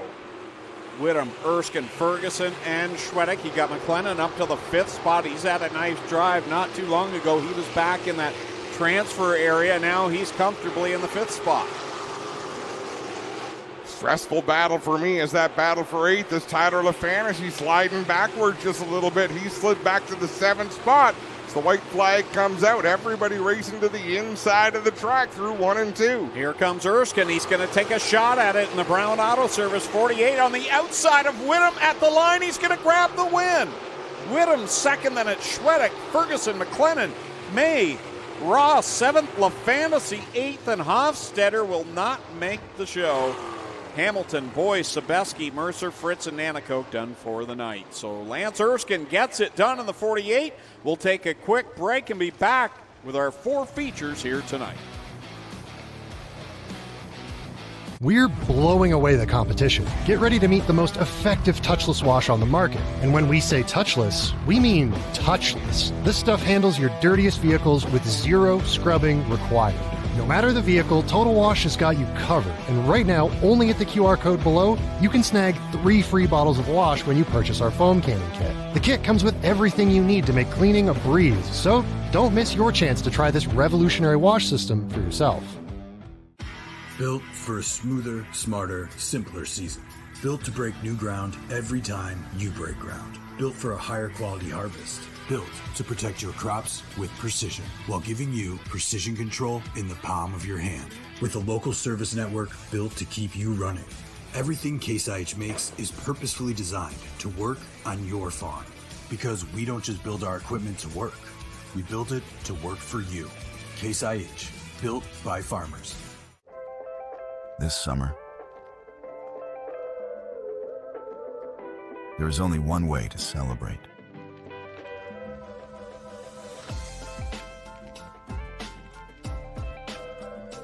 Victory Mist, redefining celebration. Raw horsepower, built on dirt. This is the world of outlaws. The greatest show on dirt. Crossing the border to Ohsweken Speedway, July 21st and 22nd. Christopher David Bell, he's 4 years old. What have you started?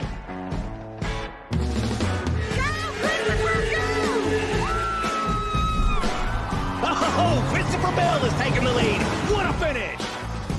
He's done it again! Bell has driven to victory again. How about that? That check is for $1 million. When every mile matters, where will your journey take you? We're back and ready with our first feature of the night. It's the Middleport Mechanical Thunderstocks. Adam Ross with the Creative Edge Signs and Graphics starting lineup. Dylan Peckham has opted to go to the back. So on the pole from Ancaster, the 19 is Kyle Wirt. Alongside him, the 43X from Six Nations, it's Bella General. She elected to go to the back too, so alongside is Kyle Andrus. Starting third from Niagara Falls, the 26 is Keith Dale. Fourth from Ohsweken, the 69G is Brian General. From Brantford, the 13 is Casey Huffman. And the 427, it's Smokey. Tim Phelan from Binbrook. The 03, George Grossel. The 93K, Mike Klazinga. 55, it's Mikey Bobby, Mike Thorne. And 11 is Go Fast Teeple.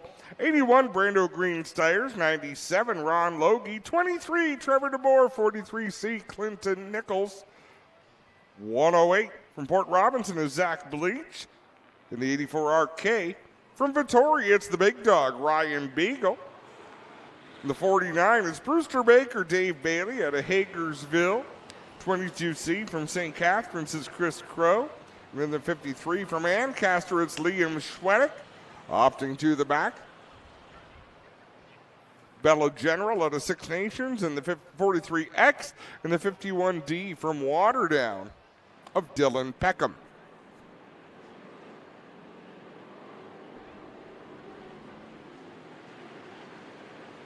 Don't forget, guys, $6,000 on the line. If anybody beats Beagle or Bailey tonight, still $6,000 extra up for grabs. Here we go. Off they go through the WG Truck Center start zone. Kyle Wirt had a rough week last week. Here he is. He'll lead them into corner number 1. Keith Dale, Casey Huffman side by side for second. They'll drag race down the back straightaway, door to door. Right behind them, it's Kyle Andrus on the high side. George Grossel down low. Oh, Dave Bailey. A little sideways off of 4. He's right in the thick of everything right now. So is Ryan Beagle. Out troubles for Kyle Andrus. He'll head into the pit area in the 43. Dylan Peckham does the same thing in the 51. He is headed pit side, but out in front, it's Kyle Wirt by a handful of car lengths over Keith Dale, Casey Huffman, George Grossel, and here comes Mike Thorne in the 55. Yeah, remember he had a flat left rear in the qualifier, so good to see him up there running in that 3rd spot. Problems for Beagle, guys. Something broke, and he's up on the berm. The car just went straight right going into turn number 1. It's got to be a flat right front or something like that. And Beagle off to the pit area just like that. He'll go back to the attention of his dad. That brings out the Dixieland Grill caution flag. He was about to have a look at the standings, and Ryan Beagle comes into tonight 9 points behind. Have a look at the replay on the Creekside Construction fan view board, and yep, just straight up the hill like Clint called it. Drone is on the way to see, and there you see it as they follow him gingerly, and I got to give kudos to Ryan for the speed he's showing here through the pit area. That's the safe way to bring it to the crew. The Ackland Insurance crew, all the sprint car guys right there who he pits with, and we'll zoom in and give you a bit of a look as they go to work on the RK Automotive 84 machine. And when you see how many people show up to help Ryan Beagle, there's Eric Gledhill with the right front tire. You'll see how it'll be proof of how popular he is. His dad taking a walk all the way around the car, just assessing the damage. DJ Christie poking his head around to have a look. They finally get the bad tire off here. Gledhill, like you mentioned, in there, but we are coming for it this time.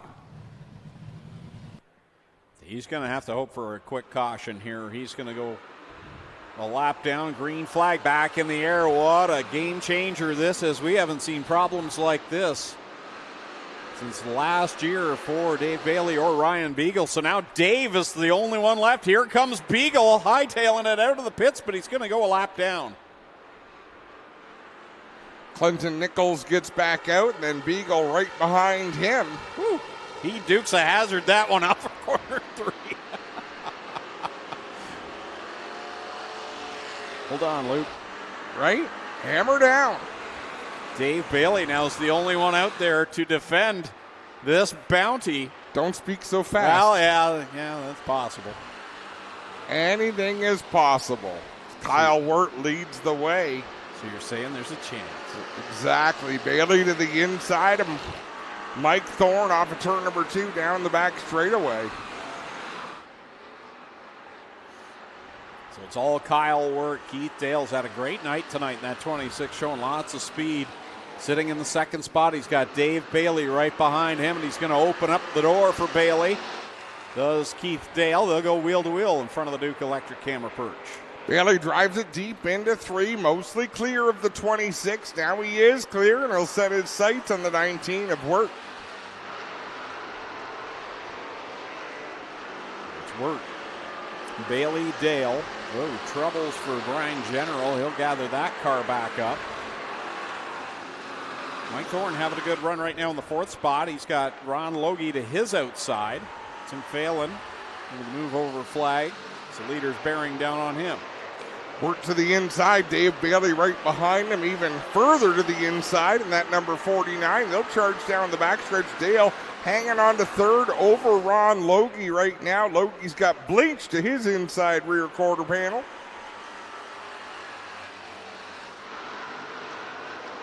Dave Bailey all over the back end of Kyle Wirt right now. All that extra money on the line, as Clint said, $6,000. If he can fend off this 49 of Dave Bailey. But the Queenston Chevrolet number 49 is right there chomping at the bit, looking for a line. The Wirt, number 19, he's running that car a little more sideways off the corner than Dave Bailey. Clint? Mike Thorne with a flat left front on the 55, struggling and fading back here. Left front flat on the 5.5, guys. 10 laps in, 10 laps to go. Bailey working now to the inside of Kyle Wirt. Trying to take that lead away and trying to add to his point lead. It came in 9 points apart between he and Ryan Beagle. If he can hold on to win this one, it's going to be a big night on both sides for Dave Bailey. Kyle Wirt trying to cross over the 49. He's on the inside. Bailey mostly closes the door down into 1 and 2. Wirt still right there in his tire tracks. Dave Bailey, your leader. Kyle Wirt there in the second spot. Ron Logie has worked his way into position 3 over Bleach and Dale, who's faded back a little bit. George Grossel with a good run there, riding in the 6th spot. Yeah, Grossel's been holding his own out there. He was a little closer to the front early in the going, but battling with Trevor DeBoer, who's a top car here at the Big O. Dave Bailey has a couple car lengths over Kyle Wirt in that number 19. And right now, Ryan Beagle, a lap down, is right behind Grossel. So he is riding in what would be where the 7th place car, 7th is actually Teeple, but that gives you an idea how far Ryan Beagle has worked his way through the field. Obviously, he's got to get up there and catch Dave Bailey. He's going to need a caution here to get a lap back. Boy, Ron Logie's got to be frustrated. He just can't clear Tim Phelan in the 427.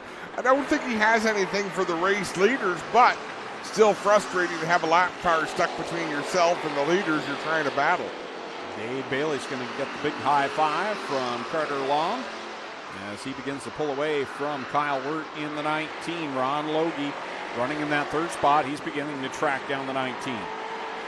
Yeah, Wirt kind of falling back from the leader, Dave Bailey. Logie smell the blood in the water as he's closing in on the 19. And Tim Phelan has to feel pretty good about the speed in his 427. He's keeping pace with that top 3. I was thinking the same. Like, although this is not going to be the finish he wants, got to be pretty happy that he's running with the top drivers. And if you're Phelan, you're doing nothing wrong. He's running the high side consistently, lap after lap.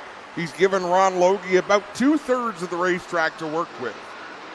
I really like Tim Phelan. Great guy to talk to, and he is overdue for a top 3 finish, if not even a win for the 427. Gives it his all. And he's shown it tonight. He's got speed. 2 laps left to go for Dave Bailey over Kyle Wirt, Ron Logie, Zach Bleach. And now the battle for the 5th spot as Keith Dale is about to have some company from Trevor DeBoer. Boy, Keith Dale's had a great run tonight. Might be the best run we've watched him have in that 26. Mobile 1 white flag is out for Brewster Baker. Dave Bailey, one more trip around, and he can pick up another win and pad the point lead. This could be one that maybe clinches it for him here if he can make it through the rest of the season without trouble. Kyle Wirt had a big wiggle in turn 4 last time. Final time through 3 and 4. Dave Bailey going to take the win. Who's it going to be coming home second? Kyle Wirt holds on for second over Ron Logie in the 97. Zach Bleach. Trevor DeBoer 5th. Where did Keith Dale go? He's in the infield. Come on. Oh, I know. What a heartbreak for Keith Dale. Was running up at the top 5. They've got Ryan Beagle scored his 5th. Was he on the lead lap? There's a funny rule about coming out of the pits. Yeah, because where if you come out at the completion of that. Yeah, I think you're right. And I don't know why that is. I like it. I'll tell you why I like the rule. It's because promote safety in the pits. Because that was a really busy lane that Ryan Beagle could have charged down, and we've seen people charge down that row before. He took it easy. We don't give 2 minutes in the work area, but I'm good with that rule. Dave Bailey will park it down on the concrete along with Kyle Wirt and Ron Logie as Lone Wolf Fireworks will light up the sky. Lone Wolf Fireworks located over on Highway 54 in Middleport. Check them out for your fireworks needs. They'll light it up, and we'll send it down to Clint and Jeffrey down on Slack Lumber Victory Lane. Clint, the bounty is still going. Wow, these guys have been chasing and protecting this bounty for a couple of months, it seems like now. And nobody has been able to beat the 49 to the 84 in ages. Dave Bailey picks up an extra bonus 500 off the bounty. He picks up the point and a whole bunch of more action tonight. How about it for Brewster Baker, Dave Bailey? Dave, another solid drive, man. These are what you need. Now, Ryan had trouble. He got a flat tire and faded back. So he finished well back of you tonight. We think he might got it near the top 5, but still nowhere where you were. What does it mean to keep winning these things, scraping it off the bounty, keeping this whole bit of craziness alive? Yeah, tonight was one of the ones that I was kind of worried about. The racetrack was real fast, and Kyle was starting up front. But for now, me and him are a team. Obviously, we're racing for a championship to get against each other. But to keep this stuff alive, we're a team. So I got us tonight, and hopefully he can return the favor sometime soon. Are we sick of the bounty? It's too late now, but no, that's good for the fans, I guess. It's good for the pumping up the Speedway and pumping up this division. So I guess whatever it takes, as long as we're getting a little bit of money back out of it, that's good. Right on, congrats. How about it for your bounty defender, Dave Bailey? Well, Kyle, would you want to see Kyle win the money tonight or what? Kyle, you were close, bud. You got to be there to win them tonight. I wouldn't say you lost it, man. He was just there doing Dave Bailey things. Yeah, he's good. There's a reason why he's up here every week. He's just good at it. What a drive today. Yeah, I can't complain. Had a few bad weeks, so I started up front, so it was nice and easy, smooth sailing, and we had some fun. Right on, congrats. Kyle Word will be second here, guys. We'll get over and talk to Ron Logie. Ron, you were one of the favorites when we started talking to Bounty. I know you're hungry for it. You're getting a sniff of it these last few weeks, but not quite enough to get a taste. Yeah, thanks. Still hungry for it. Still can smell it, but he's good. He gets through the traffic so well. I just want to say hello to my mother-in-law and my wife sitting watching right now, my mom and my sister in the crowd, my dad back over there. I don't have a lot of sponsors this year, even though it shows a lot of them. But I just want to thank everybody, Steve Tomaski and Kyle Tomaski, Tomaski Transmission, for all the help they give me. And special thanks to Dale Stroud from DSC for fixing up my motor there when I had an issue a few weeks ago again. Right on. Ron Logie will be third. Second place, Coward. And your winner, Brewster Baker. Dave Bailey defends the bounty one more week. Now, next week, guys, increased payout. The bounty is still on the line. It's Fan Fest week. It's going to be a crazy night here and autograph night. Make sure you're here. And if you bring an unwrapped toy, you get $5 off your admission. We'll be right back live here from Ohsweken Speedway. We've got 3 more feature events to come. When it's planned properly, a renovation feels easy. Everything's decided in your space. You see it, you're sure, and you move forward. The work flows, the details land, and it comes together without the back and forth. That's how we do it at Blue Canoe. Clear process, quality work, done right.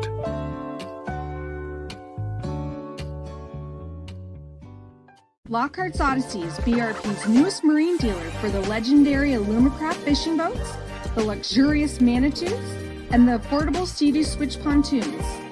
Come aboard our new outdoor showroom, located here in Cortland at Lockhart's Odyssey, your BRP superstore.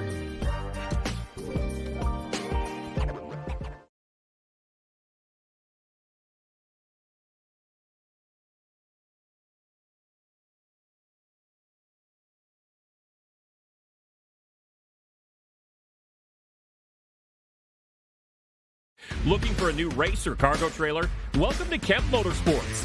Kemp Motorsports specializes in top quality race and cargo trailers from United, Wells Cargo, and Hallmark. From our best-selling Rev Series up to custom 53-foot goosenecks and stackers. We have a huge selection in stock or ready to custom order. With top brands, great selection, and over 30 years experience, stop by and see why Kemp Motorsports is your #1 race trailer dealer. Find us online at kempmotorsports.ca. Freight doesn't move itself. It takes timing, trust, and a team that knows the road. For over 40 years, Patco Transportation, together with Encore Transportation, has served the North American marketplace with LTL, truckload, and special events freight. Family-owned, cross-border ready, and built to deliver. Patco Transportation, moving business forward. Feature winners aren't the only ones taking home extra cash. Thanks to J&E Towing, Huffman Restorations, and Eco Fire Protection, Hard Charger Awards are presented at the end of each feature to the driver who gains the most positions on race night. Welcome back to Duke Electric and LMP Excavation Night. Also want to thank the folks from Miska Trailers being here this evening.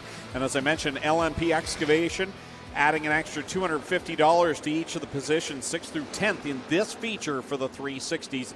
And here's how they'll line up: 25 laps the distance. On the pole out of Scotland, the 87XS of Skylar Evans is outside the most recent winner from Beachville, the DJ Christie card number 5.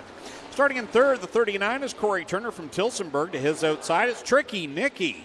Nick Sheridan from Mount Bridges in the 45. Starting in the 5th spot, he's the champ. In the 47X, D-Dubs, Dylan Westbrook out of Scotland. To his outside, the 7 of Eric Gledhill from Thamesford. Lining up 7th in the 5D is Jacob Dykstra from Port Colborne. To his outside in the 12 Double D, Darren Dryden out of Freelton. Or number 5 to the inside out of Ohsweken, the 70-70 is Ashton Van Every. And going in the 10th spot, Josh Hansen from Beansville in the 88H. Going 11th, the Ohsweken Flyer, Glenn Stiers in car 0. The 84 of Mike Lichty from Interkip goes 12th. 13th is Kyle Phillips of Grand Island, New York in the 21, and Tyler Powell from Ohsweken, the 77T goes 14th. 15th will be Ryan Turner from Dunville. In the 15 machine, 68 car of Aaron Turkey from Ohsweken goes 16th. 17th will be Cole McDonald in the 0C from Caledonia. Jamie Turner from Caister Center in the 11 goes 18th. 19th, Tyler Ward in the 29W from Beachville. In the 46 car, Kevin Pauls from Dunville goes 20th. 21st is Tate O'Leary in the 28K from Port Lambton. And Bailey Hurd out of Niagara Falls in the 70 goes 22nd. The Bradshaw brothers ones to watch tonight. They'll make up row number 3. There's Dylan Westbrook in the 47X. He did not win last time out. He'll be looking to get back to Slack Lumber victory lane. And the guy on his outside, he's been just as quick as DJ Christie in the 5, who won our most recent win. In fact, finished in the runner-up spot. His dad won last week. We'll keep our eyes on Eric Gledhill in the D&O Towing 7. Those are your Bradshaw brothers ones to watch. Tate O'Leary, I believe they pulled out their wingless car that they'll run on Saturdays sometimes down at Buxton because he had driveline failure in his regular car. They had to switch over as much as they could to make it race ready, but he's out there. Congratulations to that team.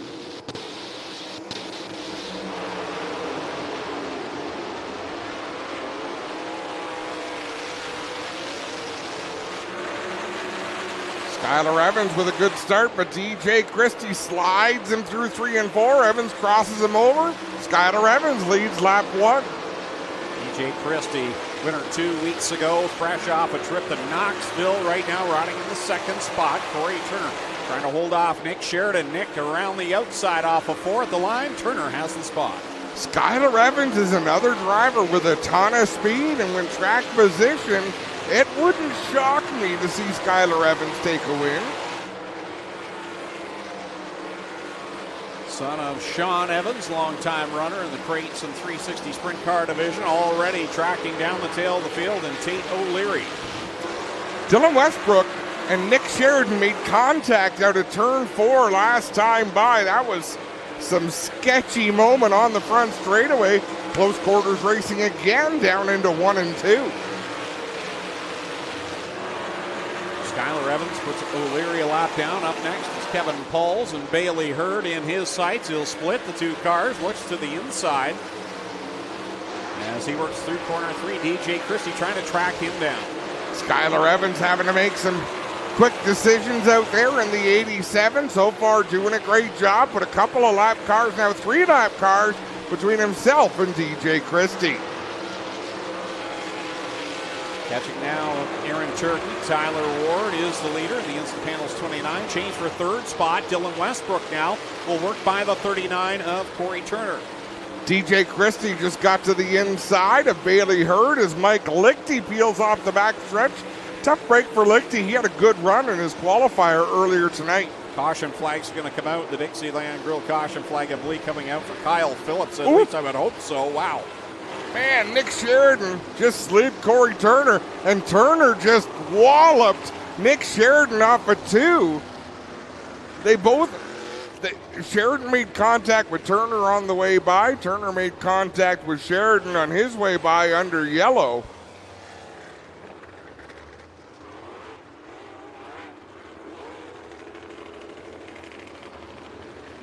We'll see if either of those cars have damage. Corey Turner going to get his spot back in front of Eric Gledhill. Nick Sheridan is shaking that car down a little bit, slowing down in front of his crew to see what they have to signal to him.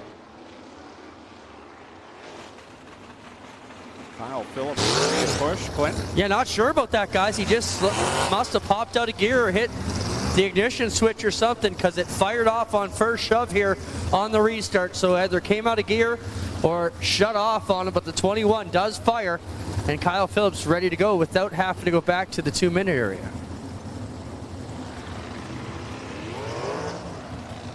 Dave was talking to the 39 and the 45 about their extracurricular activities under caution. Told him that was enough of that, and we'll see how that one plays out. You know what, Clinton? I'll bet you it's not enough of that. I bet it's not. What a move by young Skylar Evans there on that middle portion before he went back yellow. Greg, you mentioned it.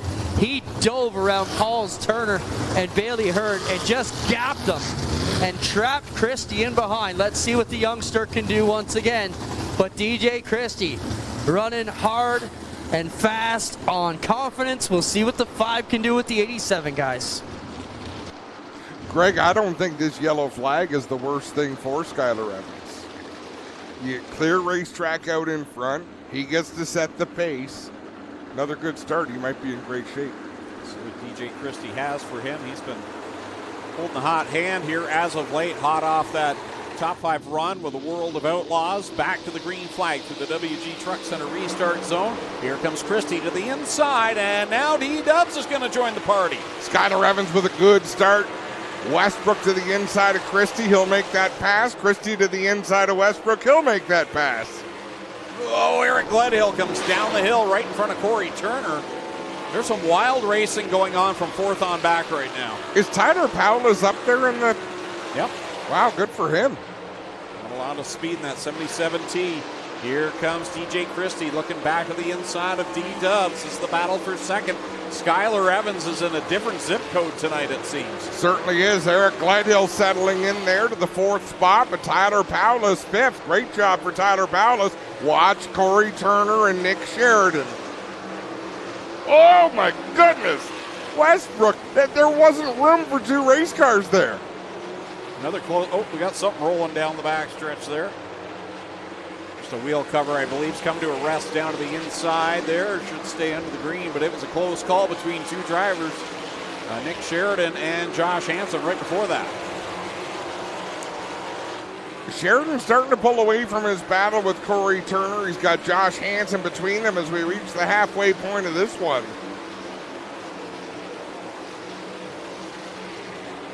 It's all Skylar Evans right now as he continues to put laps down on cars. Next up is Glenn Stiers, and then Kyle Phillips, Aaron Turkey.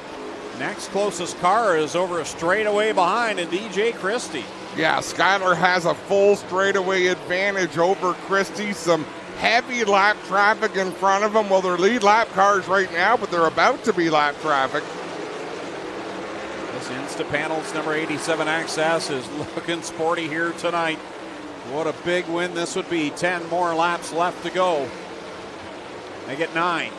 Little deeper in the field, you've got Corey Turner, Darren Dryden, Jacob Dykstra. They are racing hard out there. Battle for second about to heat up. Here comes Dylan Westbrook. They're in heavy traffic. Right in front is Jamie Turner and Kevin Pauls, and that's allowed Dylan Westbrook and Eric Gledhill to close in on DJ Christie, who skates it up the hill in 2. Man, Christie shot the middle. Dylan Westbrook did the same. Now he slides to the inside of Christie. What a race for that second spot. Wow, things got... Skylar almost blew it off the end of the backstretch. Things got hairy there mid-pack as well for Nick Sheridan as we continue under the green flag. Just 6 laps left to go. Man, Evans is flirting with disaster at the entrance of turn number 3. So go around Tate O'Leary. O'Leary heads to the infield.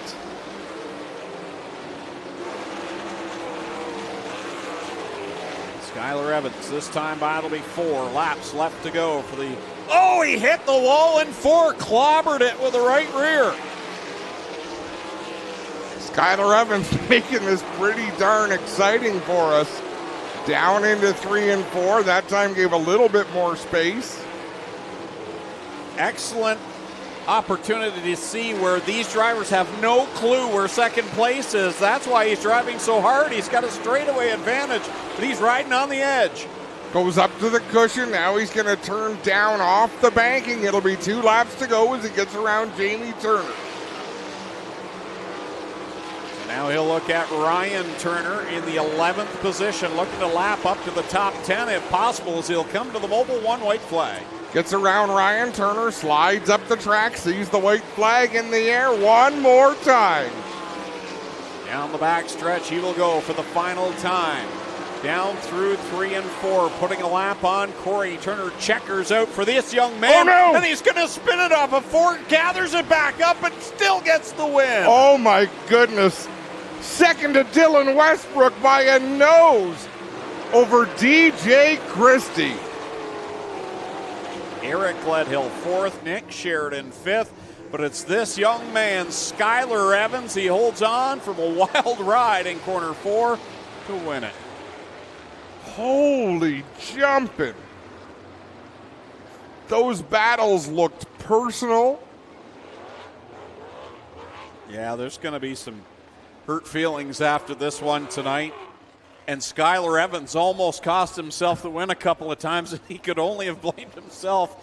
But he was riding on that edge. He didn't know. You have no idea who's running behind you and how close.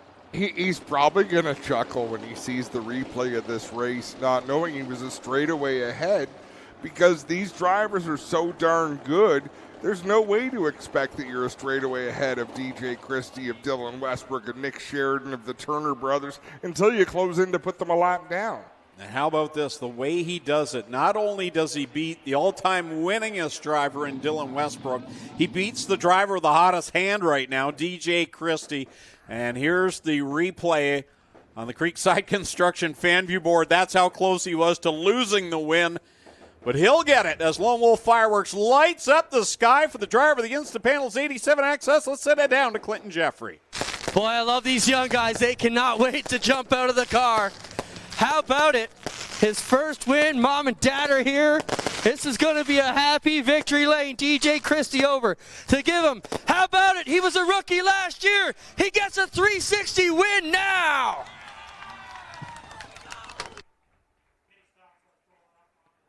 Get that darn helmet off him. Although safety first. He's doing a wing dance.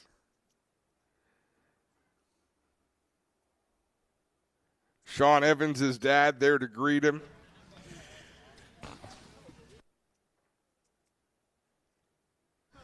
He come out of the micro sprints in the outlaw karting, doing a great job here. He showed promise from day one behind the wheel of the top division here. The massive crew in to congratulate him. One of the most popular youngsters here in the pit area. We'll get him around front to talk to us. He'll come around front. How about it, everybody, for Skylar Evans? Skylar, first off, tell this amazing crowd how old you are. 15. 15 years old, everybody getting it done. Skylar, I know you grew up at this place. What does it mean to finally get a 360 win? You must have dreamt about this many, many nights. Oh, yeah, it means a lot. I grew up here racing with my go-karts, and then my dad raced here for so many years. Him and Goldner have both raced here for so long and just helped me out. We need your dad in here because dad was a racer too. Sean, how cool is this? This is amazing. I mean, I was never able to do it here. And to watch my kid do it is phenomenal. All right, awesome. Skylar, anybody you want to thank? Yeah, all the sponsors that helped us get here, especially Miles Hill. He gave a 15-year-old the chance to come out here and race. Instapanels, one of our biggest sponsors. And then Andrea Barris-Devanko, she has one of her, it's her night next week, so hopefully she can get a few people out. Just all the sponsors, my mom, my dad, my pit crew. A lot of work goes into getting this car here every week. Awesome job, Skylar. You make us proud. 15 years old, everybody. Hey, Clint, did he win a backpack tonight, too? He was in the age group. Might have. Dylan, I know you want to win every race. Still a great points night. Cool story when we can see a young kid like Skylar get it done. Absolutely. Really cool for him to get his first win here. And he met her both Hills to Cars 1-2. So, yeah, can't be happier for that. Great race me and GJ had there. That was fun. We were slide job back and forth every lap. But, yeah, Skylar was on a different level there. He was checked out. We get into the post at the end of the season here. It seems like a lot of hurt feelings. Everybody racing with a chip on their shoulder right now? No, I mean, me and Nick kind of touched there, so I didn't really mean to, but me and DJ, we were sliding back and forth there. We'd definitely racing hard and real close, but we kind of know we can trust each other and we'll give each other as much room as they need, but nothing more. Thanks, Dylan. Dylan, the winningest 360 driver we got here. We get over to talk to DJ Christie. DJ, seems like you're peaking at the right time. I know you want to win. These are great points nights, and you've been in that battle. I mean, Skylar was gone all night, though. Yeah, that was awesome. That's pretty wicked to win your first 360 race at 15, so congrats to all those guys. They have sure earned it. But that was an awesome race going back and forth with Dylan there. We had a heck of a lot of fun, and that's the Ohsweken we know and love right there. Right on. DJ Christie, third. Dylan Westbrook, second. Your winner. His first ever at 15 years old, Skylar Evans. We'll be right back here from Ohsweken Speedway.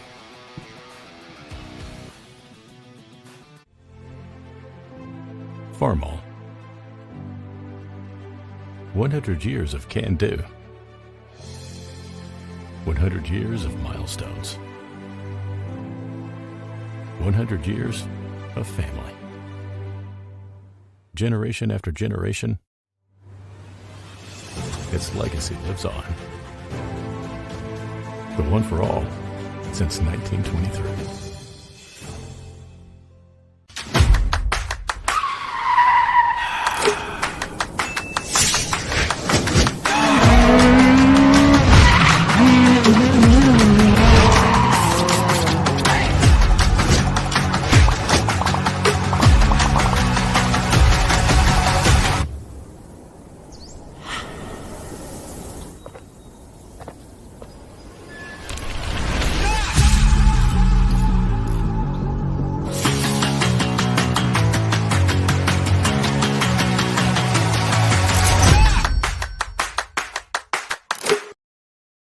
What in the actual Our company is going bankrupt because of this deal. Buy a Total Wash Cannon Kit and get 3 extra bottles for free.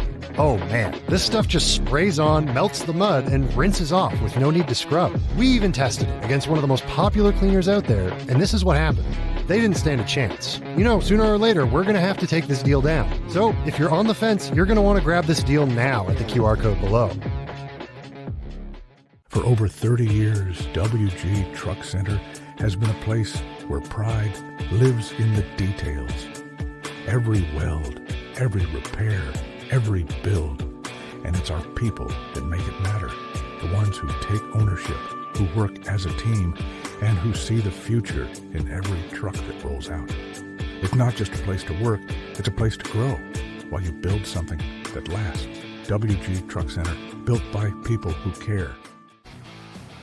The FanView Big Screen is proudly supported by Creekside Construction. Fans in attendance can catch every lap, replay, and close call on the FanView Big Screen all season long. Thanks to Creekside Construction for helping bring fans closer to the action at Ohsweken Speedway. Back ready to go here on Duke Electric and LMP Excavation Night at the Speedway. Instant Installation Mini Stock set for their 15-lap main event. Here's how they line up on the pole. Ka-chow. It's the 92 of Jeremy Cooper of Chippewa, his outside from St. Anne's, the 34. That is Randy Alway. Lining up third from Waterdown, the 12, it's Mark Allen. And in the 9C, Connor Chambers from Welland going in the 4th spot. Starting in position number 5, the 2EZ is John Lubeck out of Port Colborne, and Mike Sarantakos from Smithville in the 6X goes 6th. 7th is Tim DeBoer from York, the defending champ, and his outside in the 8th spot, 17K, is Spencer Riddell from Caledonia. Going in the 9th spot, the 4A of Mason Anderson from St. Catharines. Craig Cole in the 55 from Beachville goes 10th. In the 11th spot, Dusty DeBoer from Hagersville in the 23. And the 5K of Ken Hare from Niagara Falls goes 12th. Back in row 7th, the 26 of Alexander Klotz. 2 wins in the last 3 outings. He's from St. George. Tristan De Silva in the 0-1 from Waterdown goes 14th. In row number 8, it's the 64 of Nick Erskine, the 51 of Jesse McDonald. Row 9, the 4 of Wade Thorne, Jeff Elsliger in the 11E. Going 19th, Alex Riley in the 17. And going 20th, Joe Dirt in the 30. 265, Mike Evers going 21st. Back in 22nd, Stephen Boverhoff in the 00. Row 12, the 99R of Ryan Farrington, the 3 of Chase Mitchell. Row 13, 66X is Martin Schroeder, 79 of Steve Miller. And in the last 3 spots, 78, Mark Thorne, 81D, Crystal Souls, 11 of Mike Giberson, your Bradshaw Brothers ones to watch. In the 18th spot, the 11E is Jeff Elsliger, and his outside the point leader, the 17 of Alex Riley, going the 19th position. They are starting really deep. We expect them to be at the front. They'll be our Bradshaw Brothers ones to watch. Randy Alway did not get going at the drop of the green. Connor Chambers did everything he could to push him, but they both lose about a dozen spots. Out in front, though, Jeremy Cooper leading the way over Sarantakos. They're going to drag race off at turn 4. Cooper will lead lap 1. Troubles for Jeff Elsliger, one of our ones to watch. He's kind of slow off of 4, and is he back up to speed? Looks like he is okay now. Just getting it wound up. Randy always still having troubles as he trouble in turn 3. Allen in the 12. They're all able to get rolling once again, but that's strung the field out just a little bit by mini stock terms anyhow. But we're about to close it back in again as Jeremy Cooper going to have company in the form of Craig Cole in the 55 and Mike Sarantakos. Yeah, there's a look. Mark Allen got all the way around. That was... We watched there on the Creekside Construction video board. Alex Riley started 19th. He was one of our Bradshaw Brothers ones to watch. He's now into the top 5, so it didn't waste much time. Now the Creekside Construction, the Dixieland Grill caution flag is out. Elsliger took off to the pits. I'm not sure, was he the reason for the yellow? No, we got debris in turn 2. They were watching it the last couple laps, said they were going to have to go yellow because it is in the groove. So something is up in turn number 2, guys. All right, I'm going to bring out Sarcastic Adam because he doesn't play here very much. Yeah, he does. What's out of the groove for a mini stock? Those things will drive everywhere. So if it's a rubber bumper, plastic bumper, we will try to leave it out there. If it's metal or steel, they will normally deal with it. You know what that is? That's one of Adam's paper planes right there. Could be. Hey, Clinton, say rubber baby buggy bumpers. Rubber baby buggy bumpers. You almost got it. You're off to a confident rubber start. Baby buggy bumpers. See, when I was in school for speech, we did so many of those things. I bet. Rubber baby buggy bumpers. Yeah, it's tough. Is that what you guys been doing off camera all night up there? Yeah, give or take.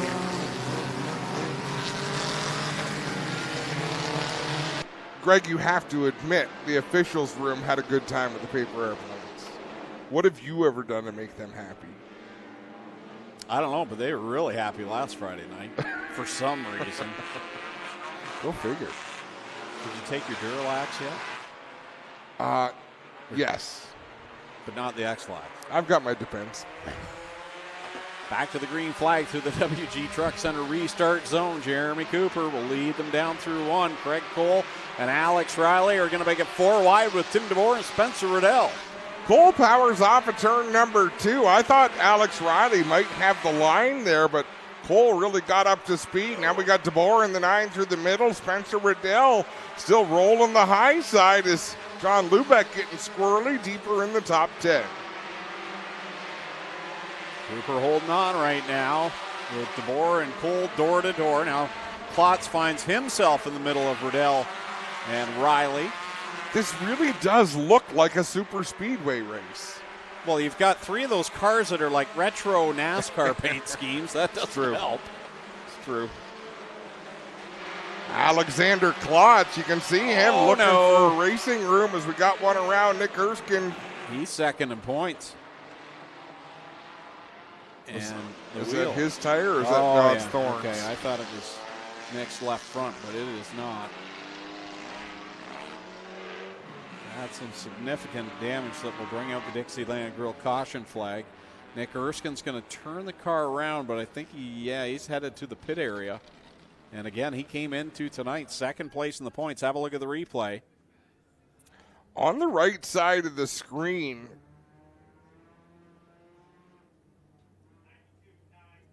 Erskine kind of slid up into the car alongside of him.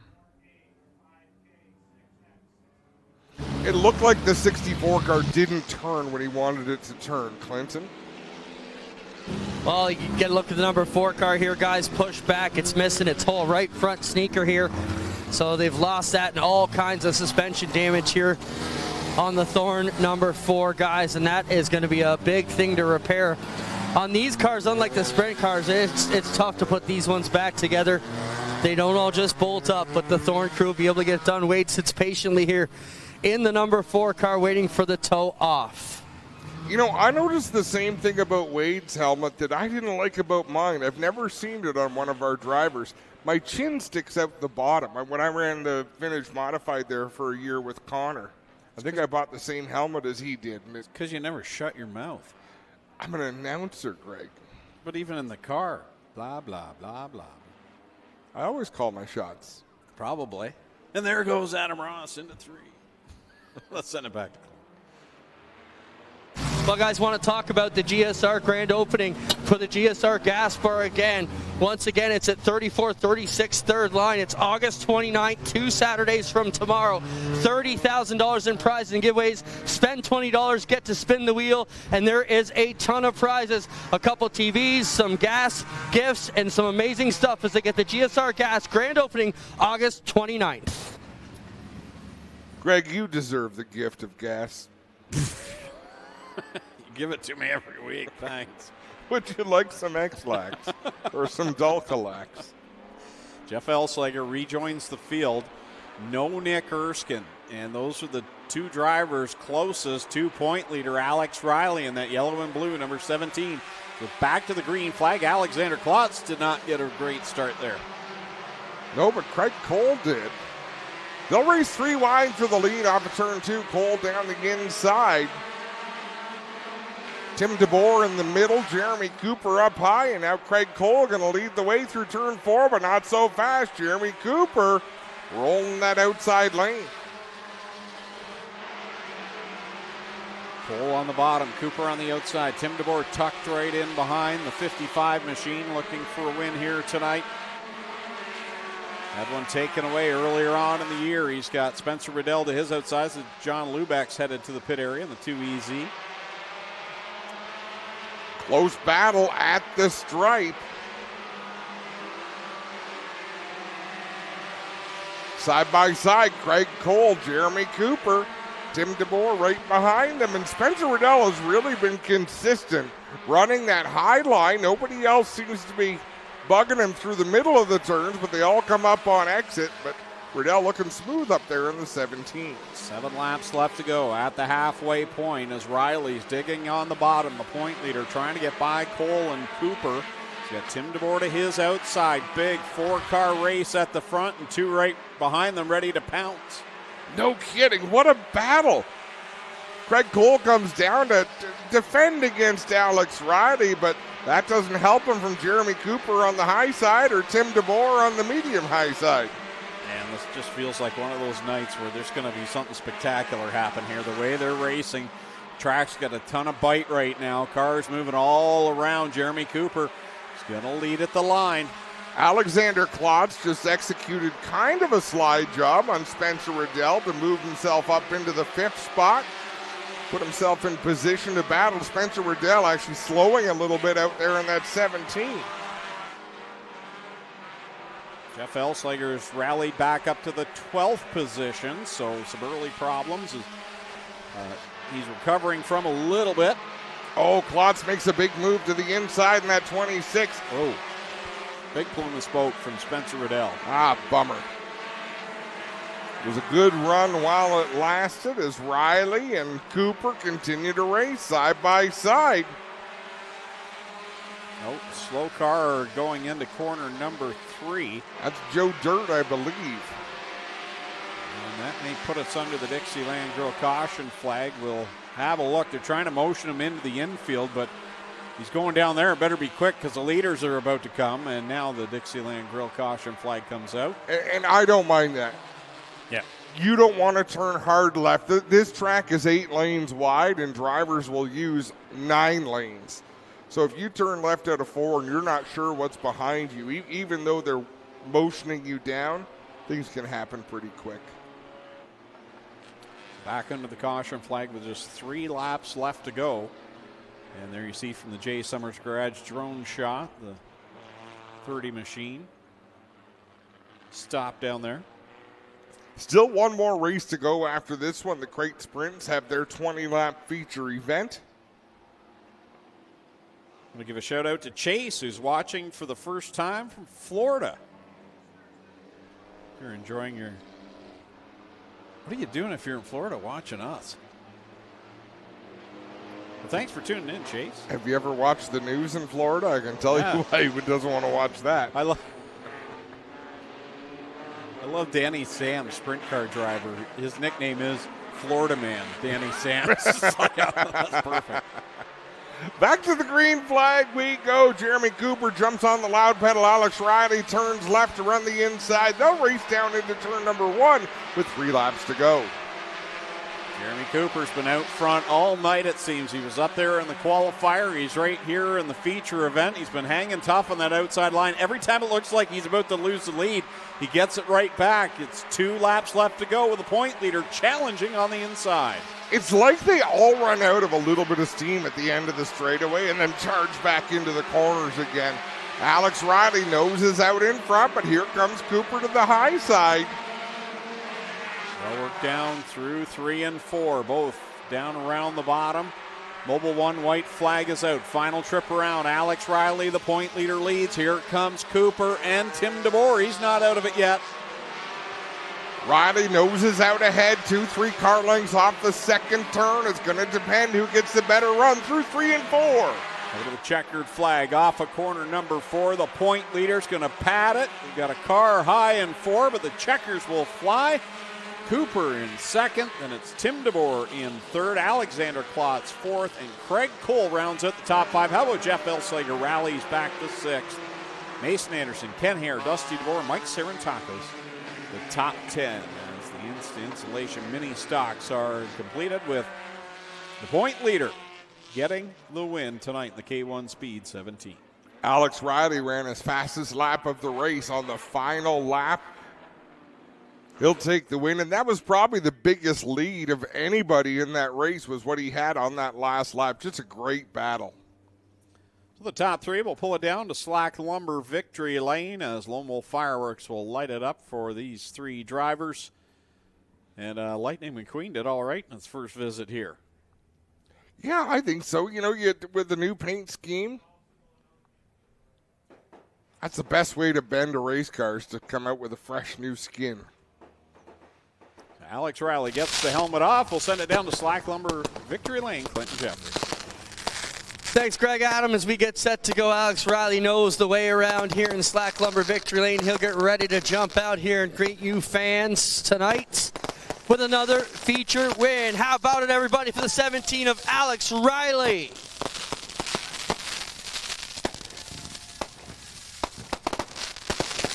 Smiling Alex, as normal, always happy to pick up a win here. This has got to feel good, Alex. You've been here lots, but everyone matters, right? Oh, for sure. It looks like tonight was a pretty good points night, so a second place in the heat and first in the feature. So when you're point racing, that's what you want, and we're pretty happy with that. It was pretty fun going from, 19th to 5th in the first corner there.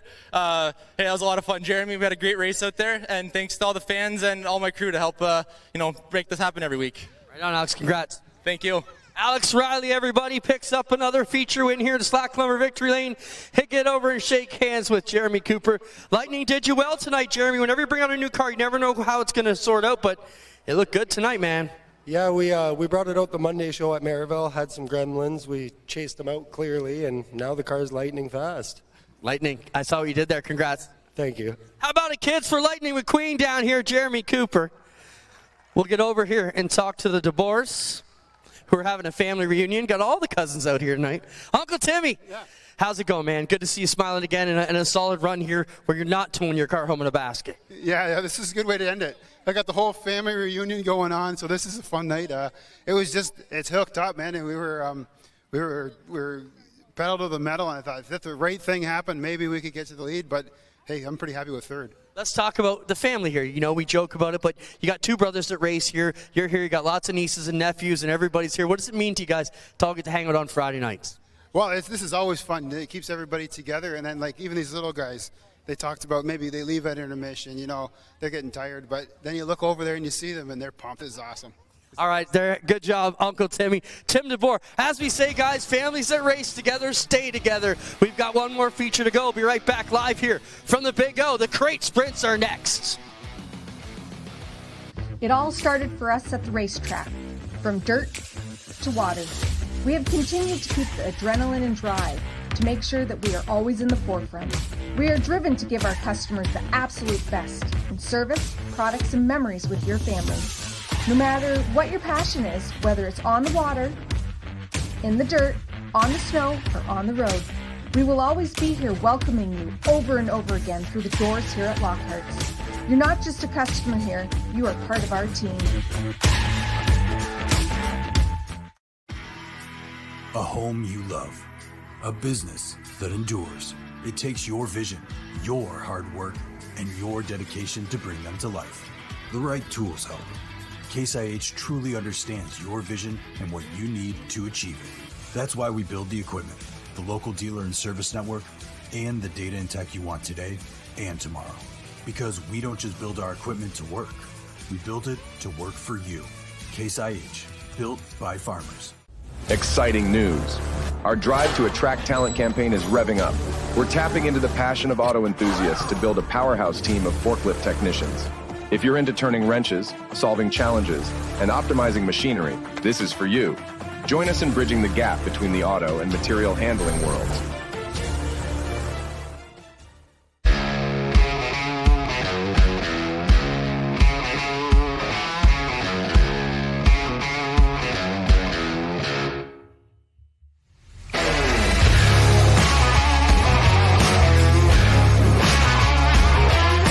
This bundle deal is going viral. It's a wash system that is completely touchless on mud and clay. You just spray it on, watch it dissolve the mud and grime, and then rinse it off. It worked really fast, but I still wanted to put it to the test. So I put it head-to-head against a name brand wash, and the results were shocking. Well, that's pretty clear. There's a limited time bundle for your first purchase. Using the QR code on screen when you buy this kit, you get an extra 3 bottles of wash for free. Don't miss this exclusive offer. Final feature of the night here at Ohsweken Speedway on G-Force TV on Duke Electric and LMP Excavation Night. LMP adding an extra $100 for positions 6 through 10 in this feature event. The Creative Edge Signs and Graphics starting lineup from Adam Ross. Yeah, looking to do it again from the pole out of Thamesford. The 14 is Larry Gledhill. Alongside him from Ancaster, it's Keegan Baker in the 16X. Third from Cortland, the 5 is Tom Pellizzari. Fourth out of Stevensville, the 71 is Mike Bowman. Starting fifth, it's the live wire. Liam Martin in the number 9 from Caledonia. Sixth from St. Thomas, Jesse Costa drives the 52.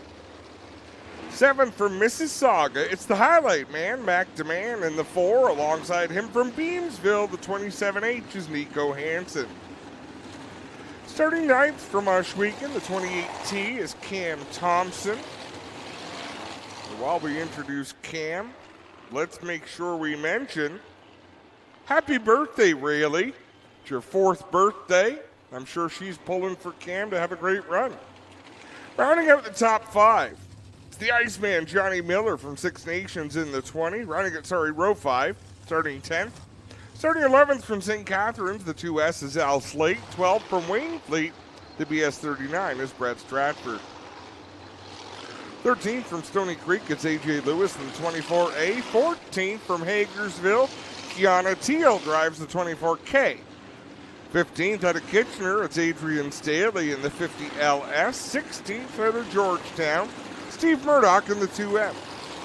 17th, the 3S from Mossley is Austin Rose. Starting 18th from Ancaster is Campbell Baker in the 26X. 19th, driving the number 1 from Dorchester, it's Holly Porter. 20th from Rockwood, Ryan Fraser in the 94. 21st from Brantford, Lance Erskine in the 48. Alongside him from Wilsonville, the 55 is Corey Whittam. 23rd from Scotland, it's Logan Schwedick in the 53. 24th from Caledonia, Logan Ferguson in the 89L. 25th from Hamilton, the 78 is Darren McLennan. 26th from Hagersville, the 36 is Jeremy May. 27th from Cambridge at the 44 is Connor Ross. And 28th from Thorold is Tyler LaFantasy in the 96.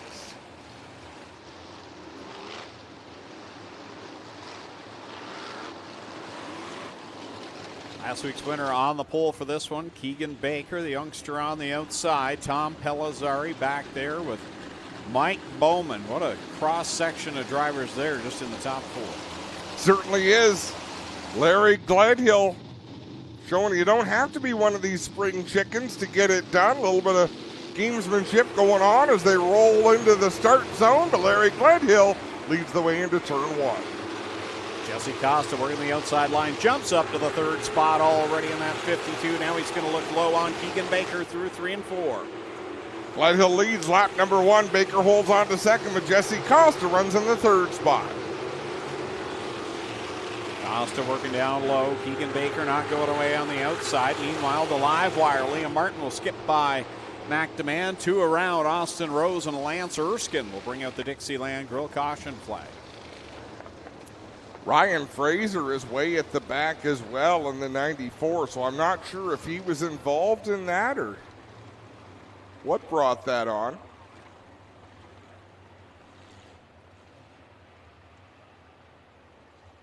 Austin Rose started 17th, Lance Erskine 21st, so they were close-ish. The start of that. Let's have a look at the replay. It'll be way off to the right-hand side. And I think Lance Erskine's 48 is busted up. Yeah. Yeah, he's got all kinds of front-end damage there. Don't see any issues here on the 3 of Austin Rose, though. Going to try and back this one up a little bit. And we'll get the Austin Rose car. I think he's all right. He's got the back end punched in on it, but we can still push it off.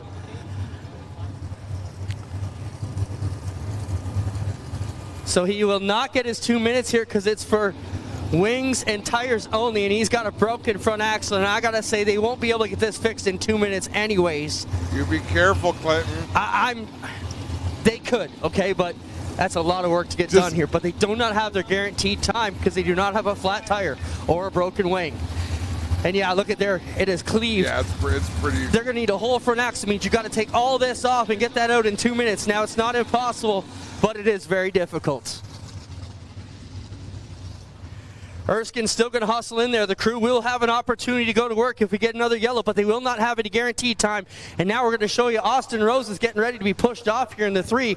His car's all right. Let's go look at the tail end of this car. He's got the bumper all pushed in on it, but he's still going to be able to, and here you can see the tail tank is all punched in, but that's still solid enough to be pushed off here. So Austin Rose will get the shove the wrong way once we get going, guys. That's what we got for you in turn 2. So leave that shot, Clinton. Back in the day, those tail tanks were just that. It was a shell you fill full of fuel. Throw the lid on it and go. Now there's a Kevlar bladder inside of them, so they can get punctured, they can get damaged. The Kevlar bladder is bulletproof. And the reason being, you don't want to puncture it and have fuel spewing out.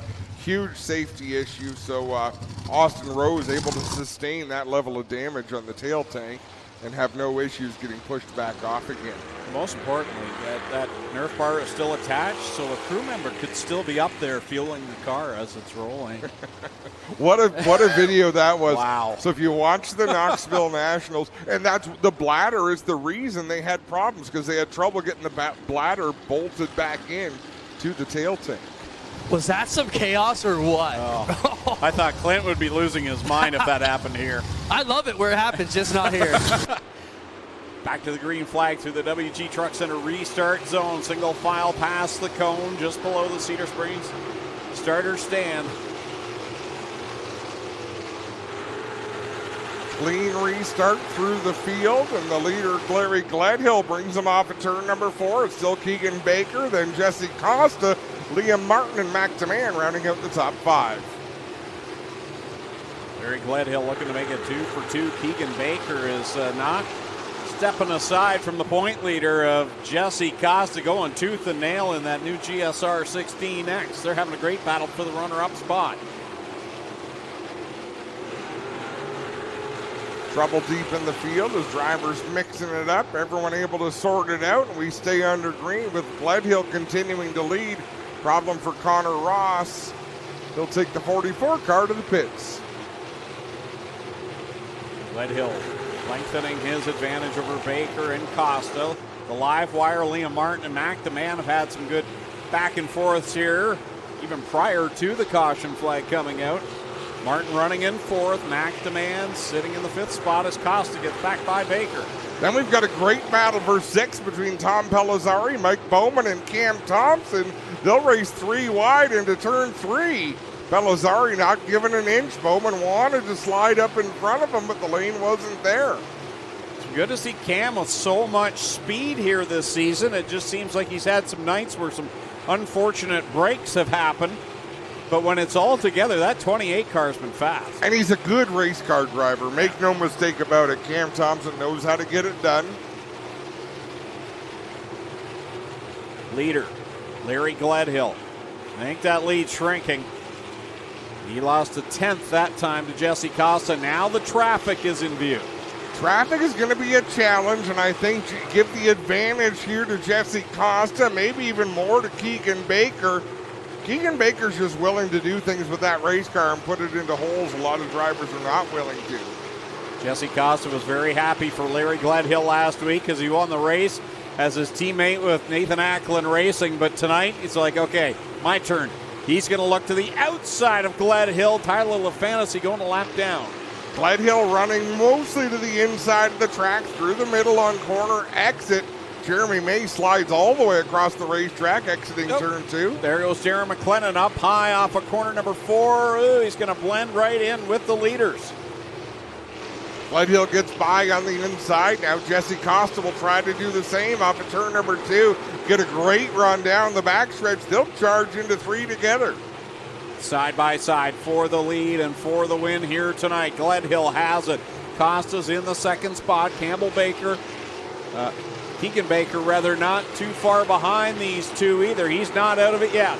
Certainly isn't, as Larry Gledhill drives it into 3. Up a lane off the bottom. Jesse Costa right around the inside. He's closing that gap, but he still hasn't shown a nose on the race leader. He's just not close enough. How many times have we seen it? A driver finally gets their first win, and then it's like it just flows easily for them.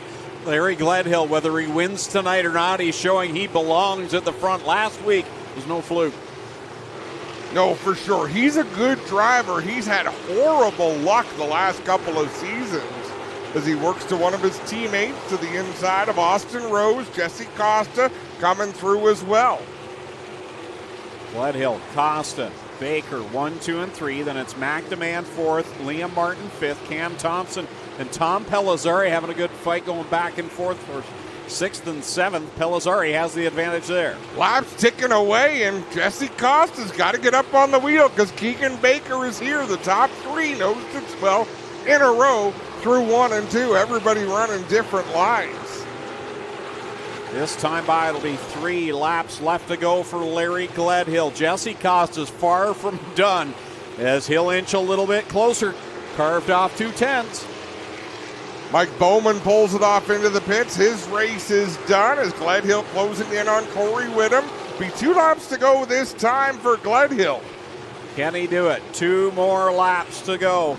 Don't forget it was this point last week where he got down to the white flag and the caution came out. Can he hold on? Costa's charging. Jesse Costa went to the extreme outside in 1 and 2. Was able to carry a lot of speed. Goes to the outside and takes the lead. At the Mobile 1 white flag now is Jesse Costa, your new leader, goes high up in corner number 1. Gledhill's going to have company from Keegan Baker. Costa takes it into 3 and 4 for the final time up high. Larry Gledhill down low. Who's it going to be coming to the line? Costa takes the win over Gledhill. Keegan Baker finishes 3rd. And it's Mac DeMan in 4th, Liam Martin 5th, Tom Pellizzari with a great run up to 6th. Cam Thompson also solid in 7th, Al Slade 8th, Steve Murdoch 9th. And the Iceman, good run for him up in the top 10, but there's your winner. The point leader pads the point standings lead Jesse Costa to St. Thomas in the D&O Towing 52 going back to Slack Lumber Victory Lane. Spoiled Larry Gledhill's back-to-back hopes. What a run for Larry Gledhill. Led up until the white flag lap. And comes home in the second spot. Keegan Baker was right there in the third position. Great battle again. Not even 10 o'clock yet. Good night of racing in all divisions. Have a look at this replay. The pass for the lead, and it was Jesse Costa going around the outside, and that was it. Gledhill did nothing wrong. Like, that was just a well-run race, but Costa had a lot of laps to size him up, figure out what he wanted to do. Little fireworks lighting up the sky. I want to thank the folks from Lockhart's tonight. They've provided the wheels for Clinton Jeffrey to get around through the infield, get to the Rex, and Lockhart's make it possible. We didn't get them in earlier in the broadcast, but thank you to Lockhart's. As we'll send it down to the driver of Clint's buggy, Clinton Jeffrey. Got to send a huge shout out to LMP and Duke Electric. LMP put in a lot tonight. We appreciate it. Here comes Jesse Costa up, and he will get the winner's share of that cash tonight as Lone Wolf Fireworks gets it done, and the gas bombs fire for Jesse Costa. Jesse, you're going to have to wash all the team's cars because you spoiled Larry's night tonight. He almost got 2 in a row, and that's the message the team said. It's all on Jesse this week. Always good when you guys can run 1-2 with your teammates. Yeah, I'm really happy for Larry. Get his first win last week, and he's been pretty quick all year. And to see him up front, and I wouldn't have got him unless he got bottled up with the lap cards. I thought I better get around the top, see if I can make some steam here. But I got to thank Nathan Acklin Insurance, Ash, Larry Gledhill, his entire family, the whole Gledhill family, Legacy Holdings, D&O Towing, Wells Foundry, Matt and Andy, they've been with me a long time. Mac O'Toole, Strode's, Butler Built, Welders Millwrights, Tate's Automotive, Lone Wolf Fireworks, my dad for working his ass off in this thing, my mom, my wife, she's at home with my 2 other kids. Love you guys, and Charlotte's here with me again, so this is pretty awesome. And I got to give a shout out to my buddy Mark in Maryland. He watches every week, so I hope he's cracking open a couple Coors Light for me. Right on. Jesse Costa, everybody, wins another one and extends his point lead. And he'll get a handshake there and a hug from teammate Larry Gledhill, and we'll discuss what happened there. Larry, what happened? I slowed up a little bit for Corey, and just, I guess I shouldn't have. How's it going, though, man? Your winner last week, second tonight. This has got to leave you feeling really good about your confidence and how you feel about this team right now. Well, this team is awesome. It always has been from day one. And if I got to lose to anybody, I'd rather lose to that guy than anybody. He's the best. And no, the last couple of weeks, well, the last month, with the help of Jamie and the guys, the car just sits there. And it's unbelievable. It's great. You didn't lose, but a great run. Second here, still solid. Congrats. Last week, when I was thanking people, there's somebody I always wanted to thank, and it was the bars. Darren, Steve, Bob. If it wasn't for those guys, neither Eric or I would be in this situation. So wherever you are, guys, thanks. Right on. Larry Gledhill, 2 solid runs back-to-back. A win last week, a second this week. As they work on that one, we'll get over here and talk to Keegan Baker. Keegan, you've had some solid runs this year. You got to feel pretty good. Costa's hitting on all cylinders. When you can end up here in the podium against 35 other teams, that's still a good end to your night. Yeah, I don't know. I'm tired. No, we had a really good run. We had this car rolling really good. This GSR chassis was really good tonight. We got to work on our setup a little more. It could definitely be better, but we're going in the right direction for sure. I got to thank everybody: Glenn Steyer's GSR chassis, Nathan Acklin Insurance, Niagara Motors, Strode's, Tegs Tools, Branded Wraps, Campbell's Belmont, Wheel Wizards, Princeton Homes, Import Auto Works. I got one more. And DCA Controls for coming on board a little late in the season. I got to thank all the crew. John Verney, I know he's at home watching. Yeah, just everyone. Right on. Keegan Baker third, Larry Gledhill second, your winner. Another one for Jesse Costa. Guys, take us home. Don't forget, big shout out to Jason and Lisa Pipe from LMP for all the support they gave us this week. Everybody at Duke Electric. Guys, next week is final autograph night. Christmas in August. Santa will be here. New wrap gifts get you $5. Tons of stuff. Take us home, boys. Great night of racing, all done before 10 o'clock. Thanks for tuning in tonight. Can we get Ariel Long to the tower, please? Ariel Long. On behalf of the Stiers family and all the Ohsweken crew, and on behalf of Clinton Jeffrey and Adam Ross, I'm Greg Kelman saying so long. We'll see you next time on G-Force TV.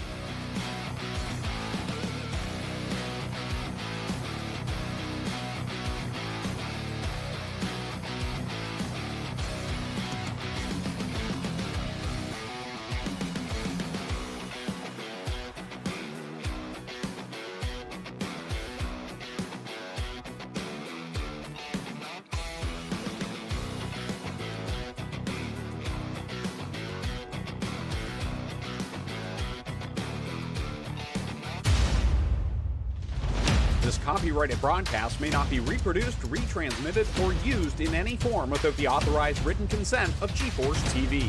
G-Force TV would like to thank you for your support and for watching today's broadcast.